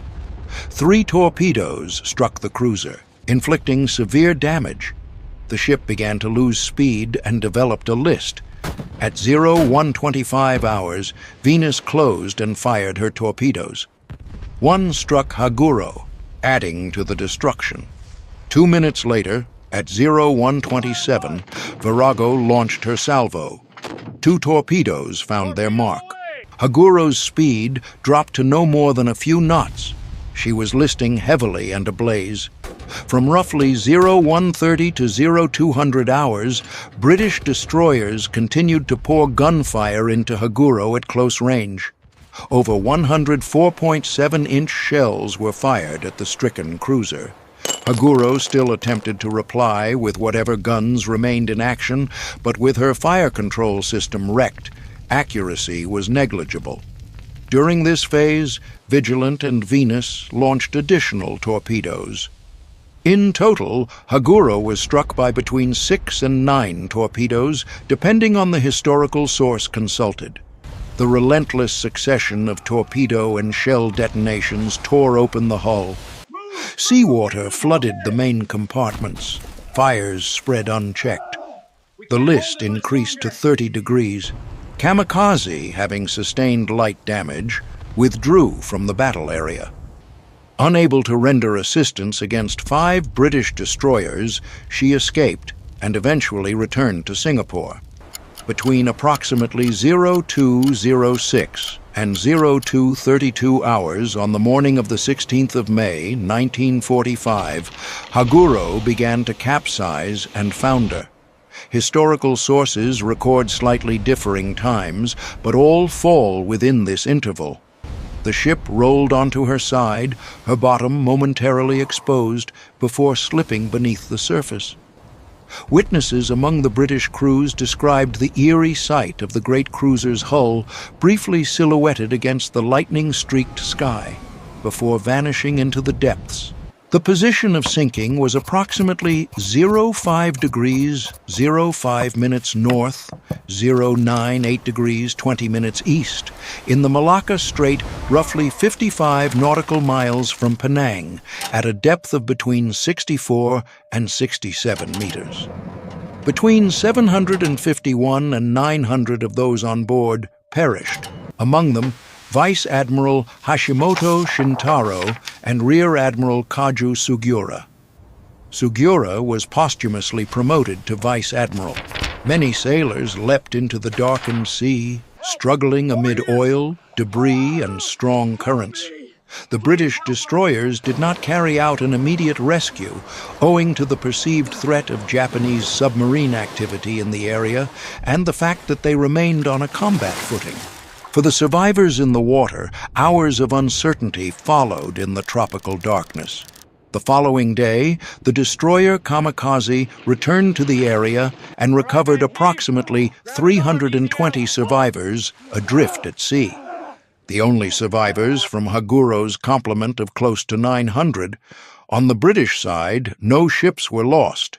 HMS Saumarez was damaged by 203mm shells from Haguro. One round destroyed the main radar aerial and the funnel cap, while another struck the forecastle. Casualties were recorded as either 2 killed or 2 wounded, depending on the source. All 5 destroyers returned safely to Trincomalee. The battle lasted approximately 3 hours, measured from the first radar contact at around 2300 to 2315 hours on the 15th of May to Haguro's sinking between 0206 and 0232 on the 16th. The main engagement phase, from roughly 0105 to 0111 until the ship went down, spanned approximately 1 hour to 1.5 hours. The 26th Destroyer Flotilla fired a total of between 20 and 30 torpedoes over the course of the action, of which at least 6 to 9 struck home. 4.7-inch shells from the destroyers also inflicted substantial damage on Haguro's superstructure and bridge. The victory of the 26th Flotilla resulted from the convergence of several factors. First, Ultra Signals intelligence had provided early warning of Japanese intentions, enabling the British to deploy proactively. Second, the technological advantage of radar allowed the destroyers to detect and shadow their quarry through the darkness without being detected in return. Third, Captain Power's encircling tactics and multi-axis torpedo attacks left Haguro unable to evade effectively. Fourth, Haguro's degraded material condition, in particular her reduced speed and absence of radar, rendered her acutely vulnerable in a night engagement. The action is recognized as the last torpedo night battle and the last major surface engagement of the Second World War. It was also the final instance in which Royal Navy destroyers sank a major warship by torpedo in surface combat and the last heavy cruiser of the Imperial Japanese Navy to be destroyed in direct ship-to-ship action. Admiral Lord Louis Mountbatten, Supreme Allied Commander, Southeast Asia, commended the tactics of the 26th Destroyer Flotilla in this night engagement. Operation Dukedom was judged a success in severing Japan's supply route. The Andaman garrison, already in dire straits, would receive no further reinforcement by sea. Within 3 months, Japan surrendered unconditionally, and the troops on the islands were taken into captivity without the supplies that Haguro had been sent to deliver. In 2003, an expedition aboard the vessel M. Efik Empress located Haguro's wreck on the floor of the Malacca Strait. The wreck lies at a depth of between 64 and 67 meters, relatively intact and upright.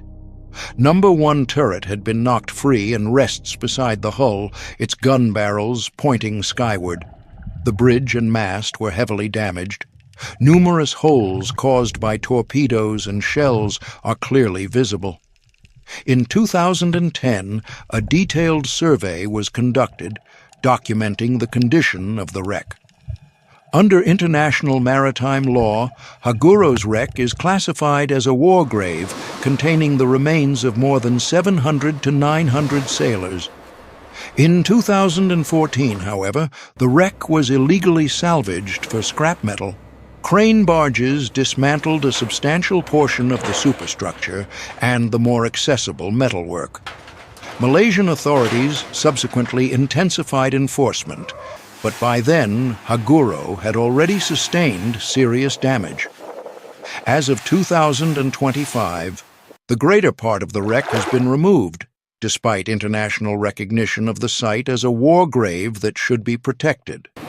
The Battle of the Malacca Strait on the 16th of May, 1945, stands as one of the final events to close the era of traditional surface naval warfare, an era in which warships confronted one another directly with torpedoes and gunfire in the darkness. The loss of Haguro marked not only the near-total collapse of Japanese naval power, but also symbolized the broader transformation of naval warfare into a new age, one in which radar, signals, intelligence, and coordinated multi-axis tactics determined the outcome of battle.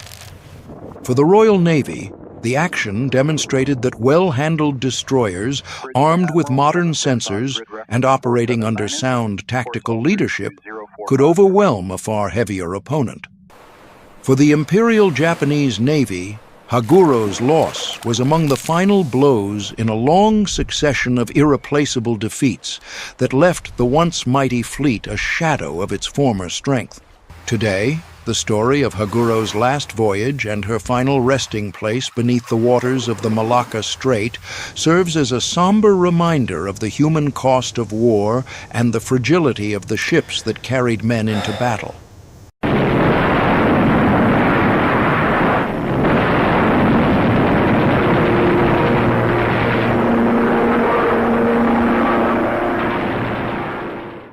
Truk Lagoon, January 1944. Rear Admiral Chuichi Hara, commander of the Japanese Fourth Fleet, stood at the window of his headquarters building on Dublon Island, looking out over the vast natural anchorage that the Imperial Japanese Navy proudly called the Gibraltar of the Pacific. The morning sun was already warm on the water. Dozens of merchant ships and auxiliary vessels rode gently at anchor, their gray hulls reflecting in the calm tropical blue. Oil tankers, cargo ships, repair ships, floating workshops. He had counted them many times before. Today, there were 58 operational vessels scattered across the Great Lagoon, not including the small craft and submarines that came and went with the tides. And beyond the ships, on the 5 airfields carved into the surrounding islands, more than 300 aircraft sat ready. Zeros, Bettys, float planes. Hara had served in the Imperial Japanese Navy for more than 3 decades. He had stood on the bridges of battleships during the Great Fleet Reviews in the Inland Sea. He had commanded forces in the early lightning victories of 1942. He understood what strength looked like. He understood what security felt like. But this place felt different. Truk wasn't just another base.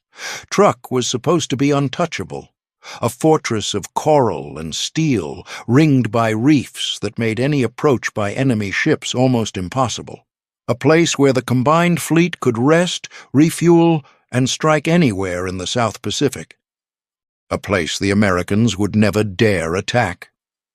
At least, that's what every report from Tokyo had said. His chief of staff, Captain Masataka Kawamura, entered the room quietly, clipboard in hand, the way he always did at this hour. "How many vessels in total now?" Hara asked without turning around. His voice was calm, almost conversational. 58 operational ships as of this morning's count, Admiral," Kawamura replied. "Not including the small craft and submarines still expected this week." Hara nodded slowly. He kept his eyes on the water. A light breeze moved across the lagoon, barely rippling the surface. Somewhere in the distance a seaplane engine coughed to life, then settled into a steady drone. Everything was exactly as it should be. Yet something in the back of his mind had begun to trouble him these past few weeks. The Americans. They were coming closer every month. Not in the old way, with a few carriers and a handful of cruisers. No, something larger was happening out there, beyond the horizon. Intelligence reports spoke of new ships, Essex-class carriers appearing in numbers no one had thought possible. But here, in the warm safety of Truk Lagoon, those reports still felt distant, almost unreal. Hara turned slightly, his hands clasped behind his back.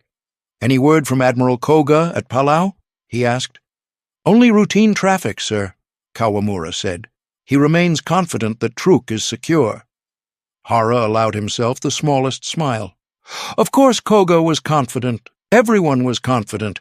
The officers in Tokyo were confident. The pilots on the airfields were confident. Even the sailors lounging on the decks of the anchored ships down there seemed confident.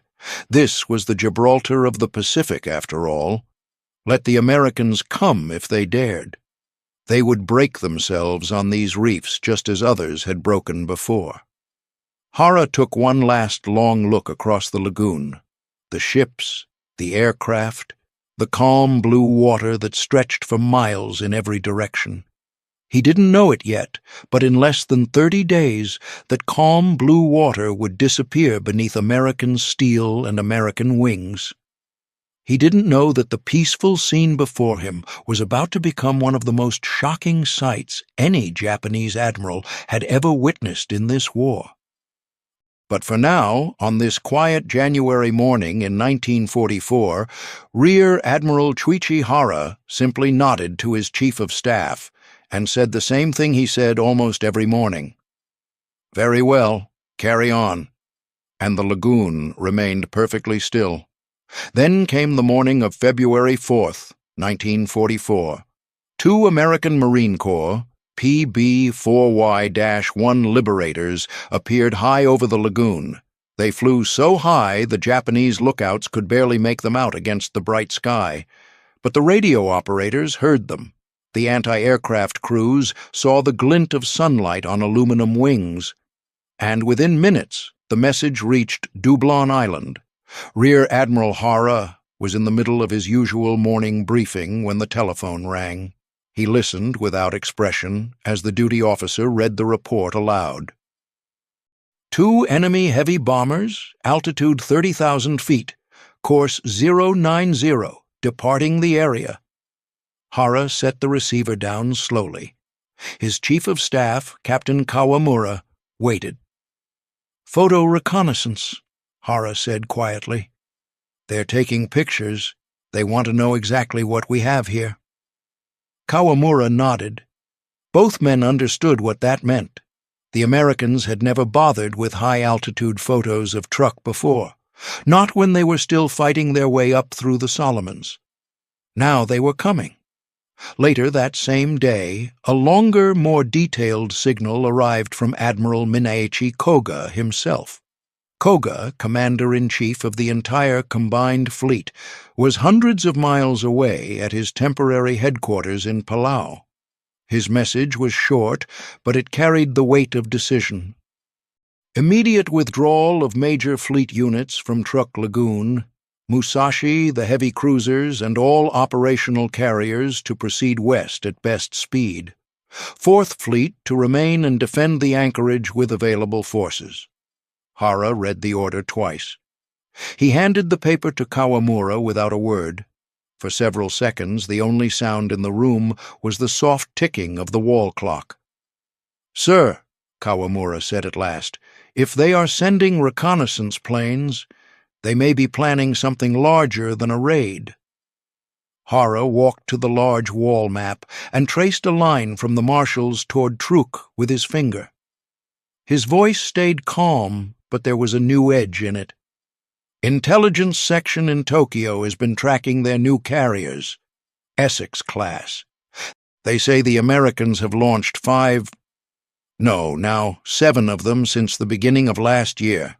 Some reports even speak of 9. Kawamura picked up a fresh clipboard. He had been compiling the latest decrypts all morning. "Latest estimate from Palau, Admiral.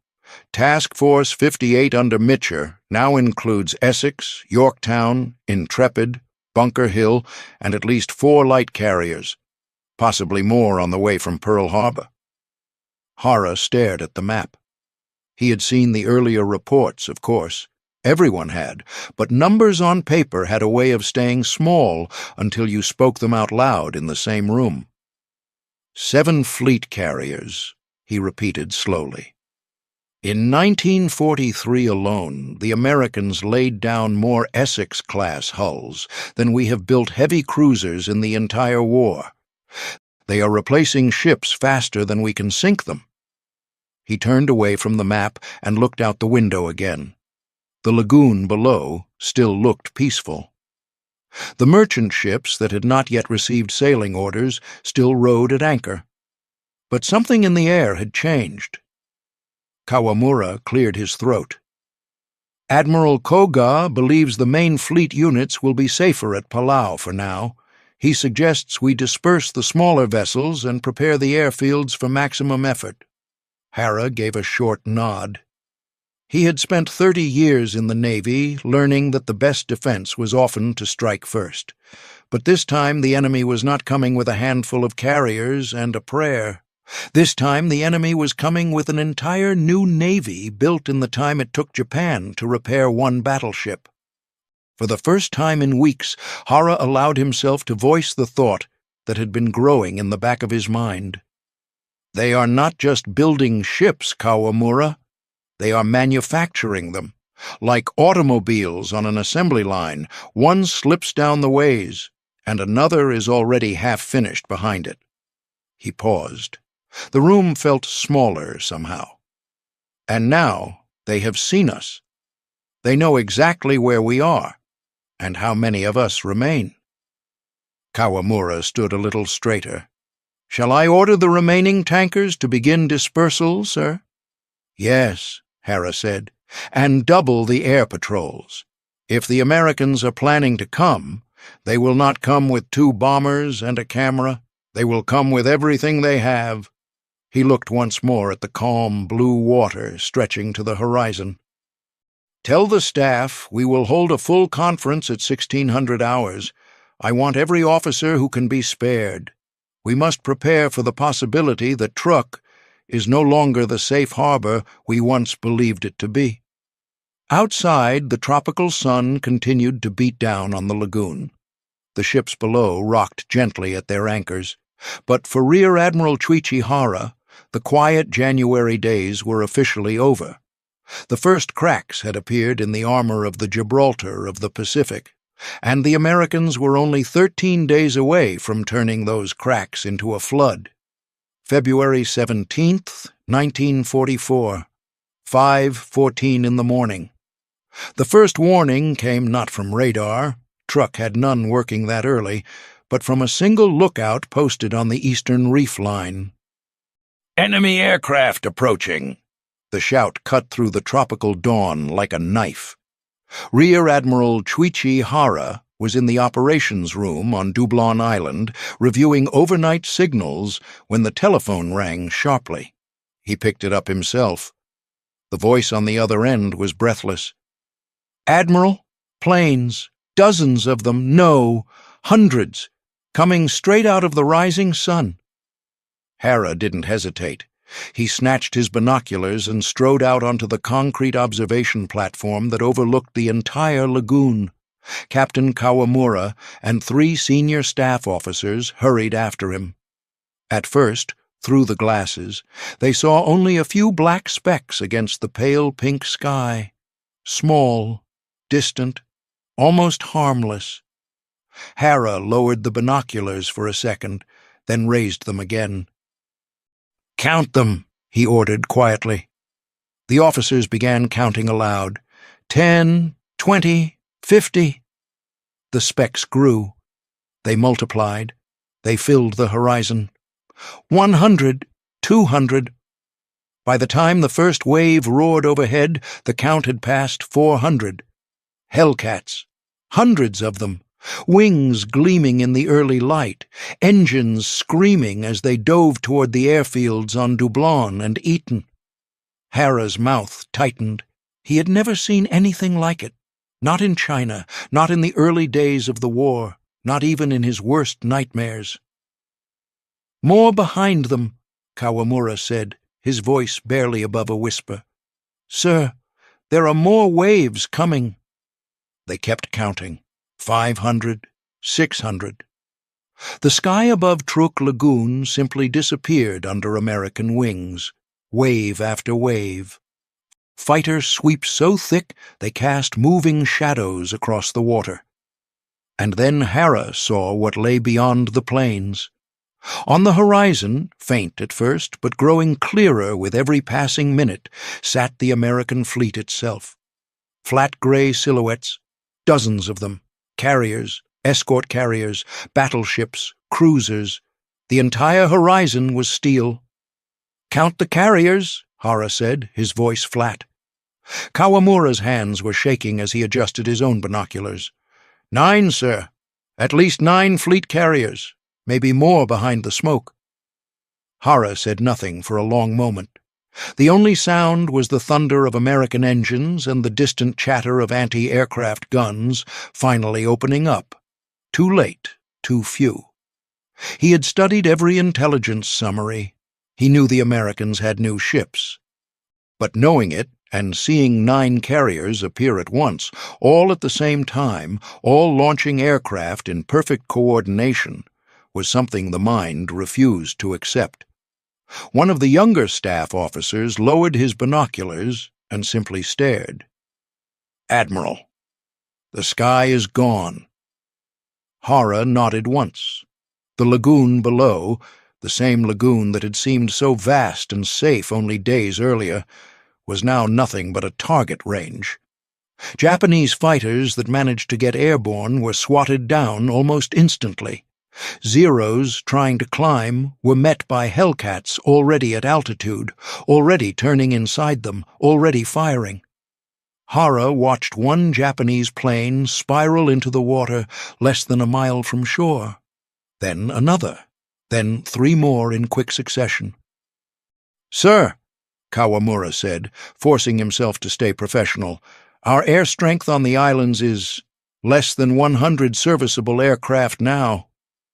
Hara didn't answer. He was still counting. Not the Japanese planes. He was counting the American ones. They kept coming, fresh squadrons, fresh waves, as if the Americans had an endless supply of both planes and pilots. For the first time in his long career, Rear Admiral Chuichi Hara felt something he had never allowed himself to feel before. Helpless awe. Not fear, not panic, just the cold, clear realization that what he was watching was not a raid.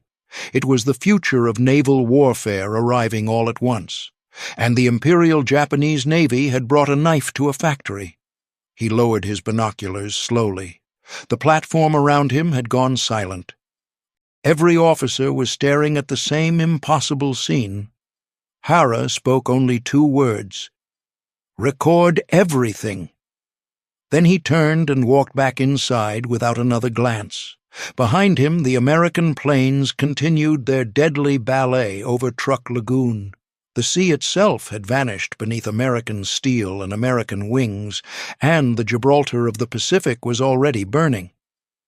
By 6:30 that morning, the first fighter sweeps had done their work. The Japanese airfields on Dublon and Eton were already smoking ruins. Zeros that had managed to scramble were burning on the runways or floating in pieces on the lagoon. Rear Admiral Hara remained on the observation platform, binoculars pressed to his eyes. What followed next was something no one in the Imperial Japanese Navy had ever seen on this scale. The dive bombers came in. Wave after wave of SBD Dauntlesses peeled off from high altitude, sirens screaming as they plunged straight down toward the anchored ships. Behind them flew the Avengers, heavy with torpedoes and 500-pound bombs. "Target the tankers first," Hara shouted to his signal officer. But the order was pointless. The Americans had already chosen their targets. The first ship to die was the Ikoku Maru, a fast transport converted to carry ammunition. 2 Dauntlesses hit her almost simultaneously amidships. The explosion that followed was so violent it lifted the entire 200-foot hull clear of the water for a split second. When the smoke cleared, there was nothing left but a burning crater in the sea and debris raining down for half a mile. The blast wave rattled windows on Dublin Island itself. Hara lowered his binoculars for a moment and simply stared. One ship, one heartbeat. Gone. Then the tankers began to go. The Shinkoku Maru took 3 hits in the engine room and forward holds. Thick black oil poured into the lagoon and caught fire, turning the calm blue water into a sheet of flame. The Fujisan Maru followed seconds later, her cargo of aviation gasoline erupting in a tower of orange fire that climbed hundreds of feet into the sky.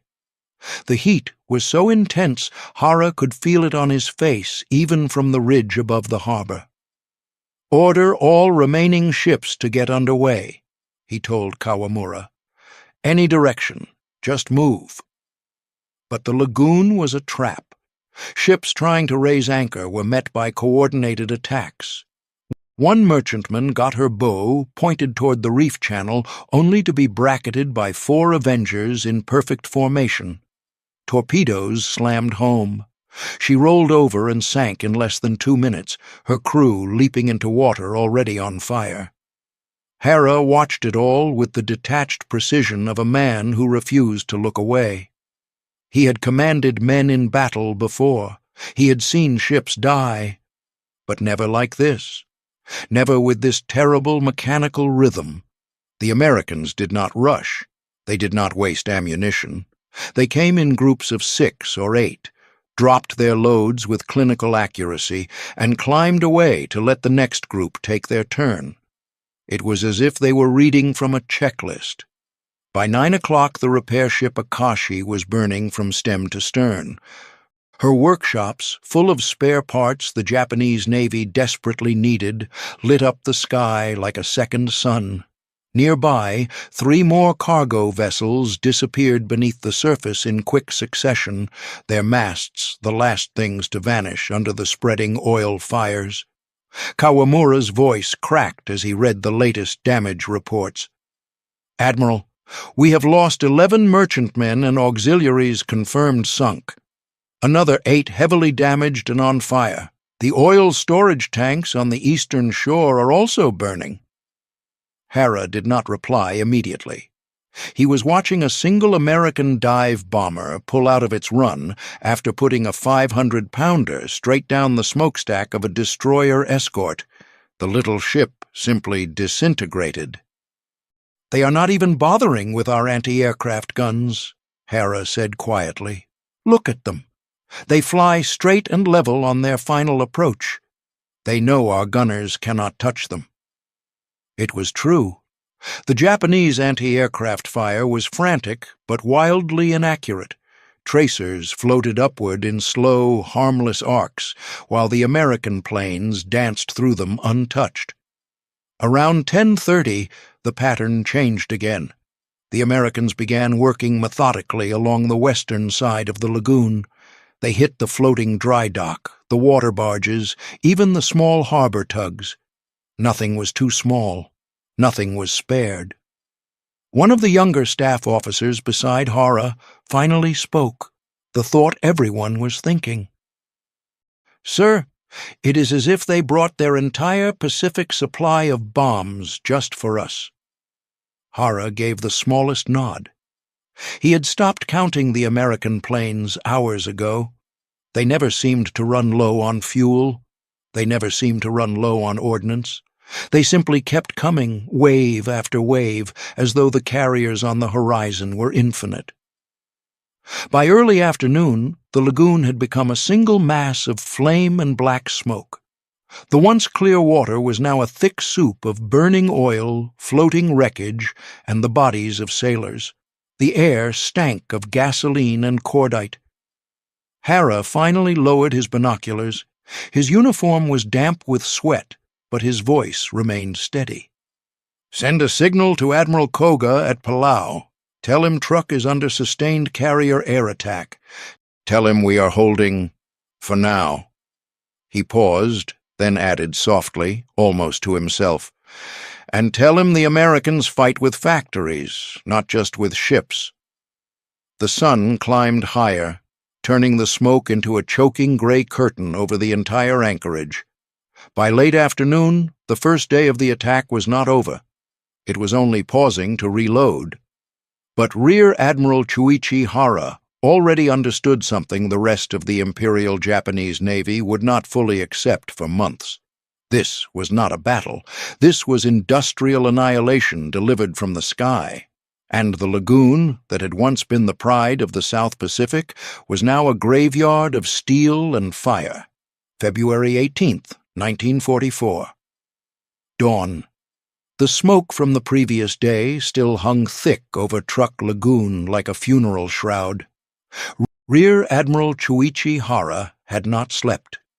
He stood once more on the observation platform, eyes burning from cordite and exhaustion, watching the surviving ships of his command make their desperate attempt to escape. They had received the order at midnight. Every vessel still capable of moving was to slip out under cover of darkness and run for the open sea. Palau. Anywhere but here. Hara watched them go. A ragged column of destroyers, patrol boats, and a few remaining light cruisers nosed their way toward the reef passages. Their decks were crowded with extra crew and wounded. No flags flew high. No proud signals passed between them. Just silent, determined movement. For a few precious minutes it looked as though some might make it. Then the horizon to the north lit up with muzzle flashes. American battleships. Hara raised his binoculars with hands that no longer trembled.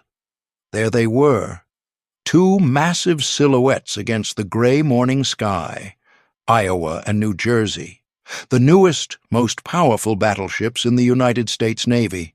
16-inch guns trained and firing with mechanical precision. The first salvo straddled the light cruiser Katori like a steel hammer. Her thin hull shook as shells the size of small cars exploded along her waterline. Within seconds, she was listing heavily, smoke pouring from every hatch. Her captain tried to turn her toward the reef for grounding, but another salvo caught her amidships, and she simply broke in two. Hara lowered the glasses for a second, then forced himself to look again. Behind the battleships came American cruisers and destroyers. They moved in perfect formation, as though on parade. Their guns never stopped. Shell after shell walked across the water, chasing the fleeing Japanese ships like hunters tracking wounded animals. The destroyer Maikaze tried to fight back. She turned sharply and launched a spread of torpedoes toward the American line. The torpedoes ran true for a moment. Then the American destroyers simply opened fire with their 5-inch guns and cut Maikaze to pieces before her torpedoes could even reach their targets. She burned fiercely for less than 3 minutes before rolling over and disappearing. One by one the others followed. Patrol boats, submarine chasers, even a few armed merchantmen that had somehow survived the first day. They were picked off methodically. No panic firing from the Americans, no wild chases, just cold, calculated destruction at long range. "Submarines," Kawamura reported beside him, voice hoarse. "Multiple contacts outside the lagoon. They are waiting for anything that slips past the surface ships." Hara nodded. Of course there were submarines. The Americans had thought of everything. Air power above, battleships on the horizon, submarines beneath the waves, a 3-layered net with no holes. He watched a small group of Japanese destroyers try to zigzag their way north. For a brief moment they disappeared into a rain squall. Hope flickered in Hara's chest. Then the squall passed, and the American guns found them again. Shell splashes walked down the line until every ship in the group was either burning or sinking. By mid-morning, there was nowhere left to run. The sea around Truk Lagoon had become a killing field. Every escape route was covered.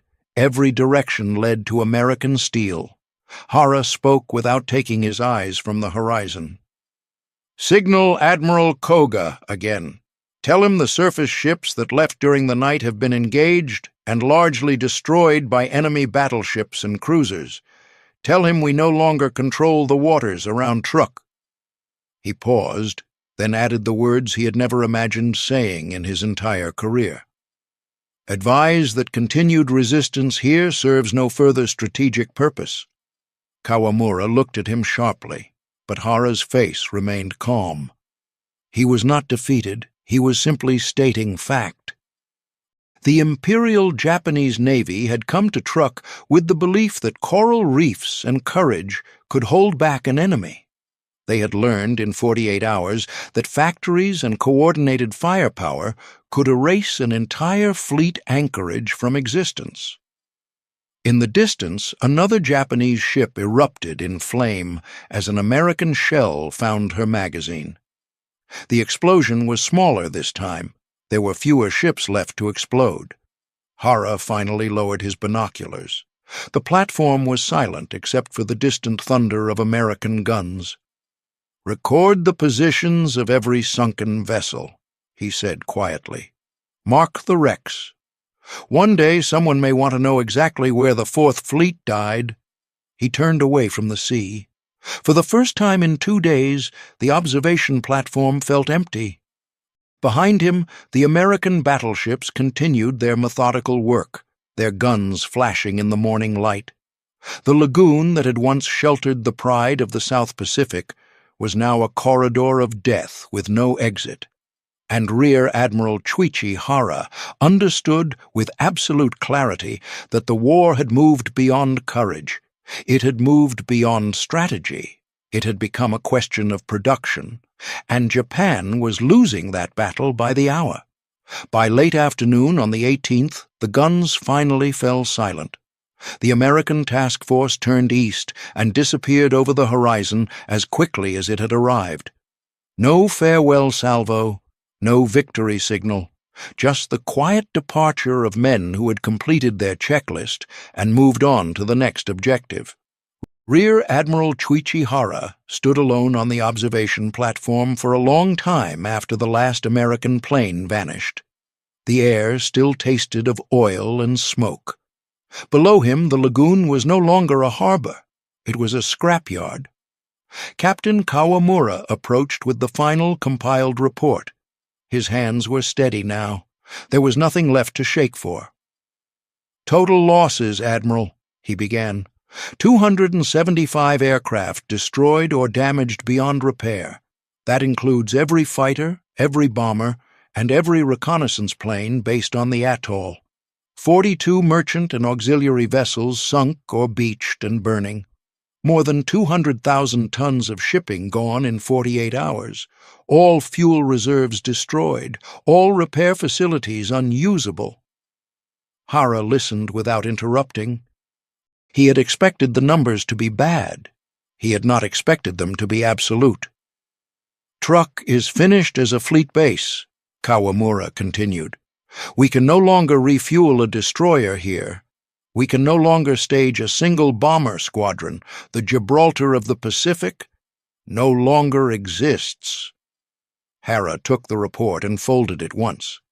Then he walked back into the operations room and sat down at the radio table himself. He wrote the message slowly in his own hand.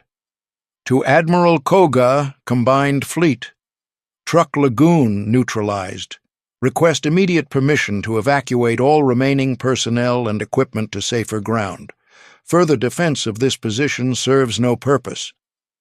He handed the message to the radio officer. "Send it priority, and prepare a copy for Tokyo." The reply from Palau came faster than anyone expected. Koga's staff had been waiting. The message was brief and carried the quiet desperation of a commander who still believed in miracles. "Divert all available aircraft from Rabaul immediately. Re-establish air cover over Truk at all costs. Hold position until reinforcements arrive." Hara read the order twice. Then he handed it to Kawamura with a small, tired smile. "Rabaul," he said. "They want us to wait for planes from Rabaul." Both men knew the truth. Rabaul's air groups had been bled white for months. The few aircraft still flying there were worn out, short on pilots, and even shorter on fuel. Even if every plane left Rabaul tonight, most would never reach Truk. And those that did would find no place to land. Tokyo remained silent. No congratulatory message, no words of encouragement, no new orders, just silence. The same silence that had followed every major defeat since Midway. As if by not speaking the truth might somehow change. Hera walked to the window one last time. The sun was setting behind the smoke. The water below glowed red, not from sunset, but from the last burning oil slicks.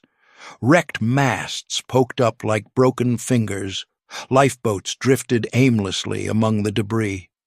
A junior staff officer who had kept a private diary throughout the war wrote that night by the light of a single candle, "We have awakened a giant.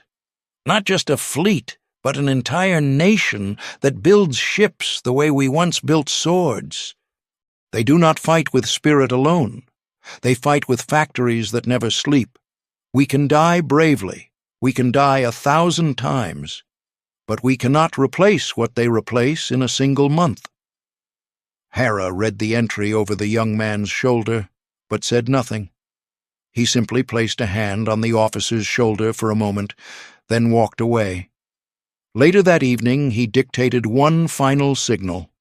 Not to Koga, not to Tokyo, to the surviving men scattered across the islands. "Destroy all classified documents. Prepare for evacuation. We have done all that honor requires. The rest is now in the hands of those who still believe this war can be won with courage alone." Truk Lagoon, once the most feared anchorage in the South Pacific, had been erased as a strategic asset in 2 days.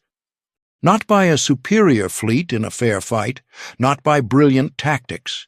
It had been erased by sheer, overwhelming production. And for the first time in the long history of the Imperial Japanese Navy, a senior admiral understood that the war was no longer about who could fight hardest. It was about who could build fastest. And Japan had already lost that race. In the days that followed, Rear Admiral Chuichi Hara found himself alone with thoughts he had never allowed himself to entertain in 30 years of service. He sat in the dim light of a makeshift shelter on Dublon Island, the distant sound of waves the only companion left to him. No more urgent signals, no more frantic briefings, just silence and memory. He had always believed that the Imperial Japanese Navy fought with something the Americans could never match, the spirit of the samurai. Unbreakable will, willingness to die for the Emperor, careful use of every scarce resource, every drop of fuel, every round of ammunition, every pilot trained over years, not months. That was how Japan had won its early victories. That was how a smaller nation had held its own against giants. But Truk had shown him something else. The Americans did not fight with spirit alone. They fought with abundance. They fought as though the very factories of their homeland had been loaded onto their ships and sent across the ocean with them. Where Japan calculated every ton of steel, every barrel of oil, every hour of labor, the Americans simply produced more. They replaced losses before the smoke had even cleared. They built new carriers in the time it took Japan to repair an old destroyer. They trained new pilots while the old ones were still learning how to take off. Hara picked up a single sheet of paper from his desk. It was a summary his intelligence staff had prepared months earlier before the attack.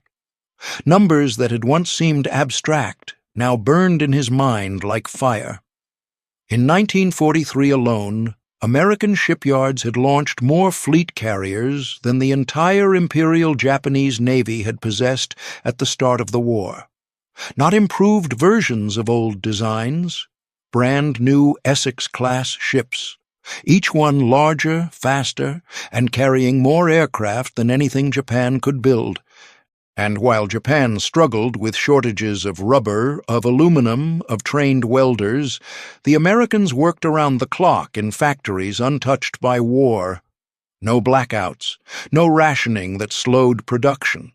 Just endless shifts of men and women building the future of naval power as easily as they once built automobiles. He remembered the words of an American prisoner taken earlier in the war. The man had laughed when asked how his country planned to win. "We don't plan to win with courage," the prisoner had said. "We plan to win with factories that never sleep." At the time, Hara had dismissed it as enemy propaganda. Now he understood it was simply the truth. This was not a difference in bravery. Both sides had brave men. This was a difference in philosophy. Japan had entered the war thinking it would be decided by a single great battle, one decisive clash where samurai spirit would overcome material odds. The Americans had entered the war understanding that modern war is won by the nation that can keep fighting longest, the nation that treats war like an industrial process. Build, replace, improve, repeat. Hara stood slowly and walked to the edge of the shelter. The night sky was clear now, stars shining where smoke had once blocked them. He thought of the young officers he had trained, of the pilots who had once believed their Zero fighters were unbeatable, of the sailors who had sung as they sailed into battle. They had all believed the same thing he once believed, that will could conquer matter. Truk had taught them otherwise. The Americans had not come to fight a battle. They had come to demonstrate a new kind of war. A war where the loser was not the side that ran out of courage, but the side that ran out of ships, planes, and fuel first. And Japan, for all its courage, was running out of everything. In private conversations with his remaining staff, Hara began to speak words he never thought he would utter. "We knew they were rich," he told one trusted captain one quiet evening. "We knew they had factories and resources we could only dream of, but knowing it and seeing it are two different things. We asked for a fair fight against their fleet. They brought their entire industrial heartland with them." He paused, then added softly, "And that changes everything." This realization did not break Hara. It humbled him. It humbled every senior officer who had survived those 2 days. For the first time they understood that the war had moved beyond the old rules, beyond the old strategies of decisive battle, beyond the old belief that one great victory could end it all. The Americans were not trying to win one battle. They were trying to win the war of production, and in that war there was no room for samurai poetry or desperate charges. There was only the steady, relentless rhythm of American factories pouring out ships, planes, and ammunition faster than Japan could even count them. Hara folded the intelligence paper and placed it in his pocket. He would keep it as a reminder, not of defeat, but of the new reality. The Imperial Japanese Navy had always prided itself on fighting with the sword. The Americans had arrived with the factory, and in the long run, the factory always wins. That was the lesson of Truk. Not written in blood on the water, but written in steel across an ocean. A lesson every Japanese admiral who lived to see the end of the war would carry with him for the rest of his days. The last American ship disappeared over the horizon on the evening of February 18th. Rear Admiral Chuichi Hara stood on the ridge above Dublon Island one final time. The smoke had thinned to a low haze. The lagoon lay quiet now, almost empty. He gave his last order of the day. "Evacuate all remaining personnel to the Western Islands. Destroy anything that cannot be carried." Then he walked down to the small dock where a battered patrol boat waited. No ceremony, no final salute, just the soft lap of water against the hull and the distant cry of seabirds returning to the reefs. In Tokyo, the news arrived in coded fragments. Admiral Koga read the reports in silence at his headquarters in Palau. He said nothing to his staff. He simply folded the papers and placed them in a drawer. Truk Lagoon, once the greatest forward base in the South Pacific, had been reduced to a scattering of wrecks in 48 hours. Today, more than 80 years later, those same wrecks still rest on the bottom. Divers glide past the broken hulls of the Aikoku Maru and the Fujisan Maru. Coral grows over twisted steel. Schools of fish move through empty engine rooms where Japanese sailors once stood at their posts.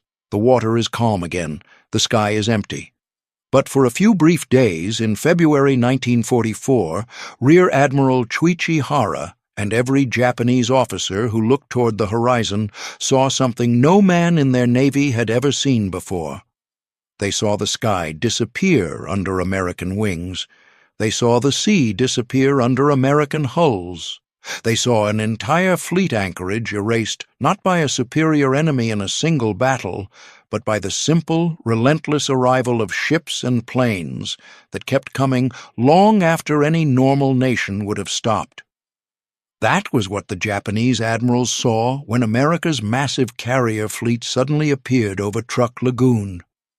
And in that moment they understood the war had already changed forever.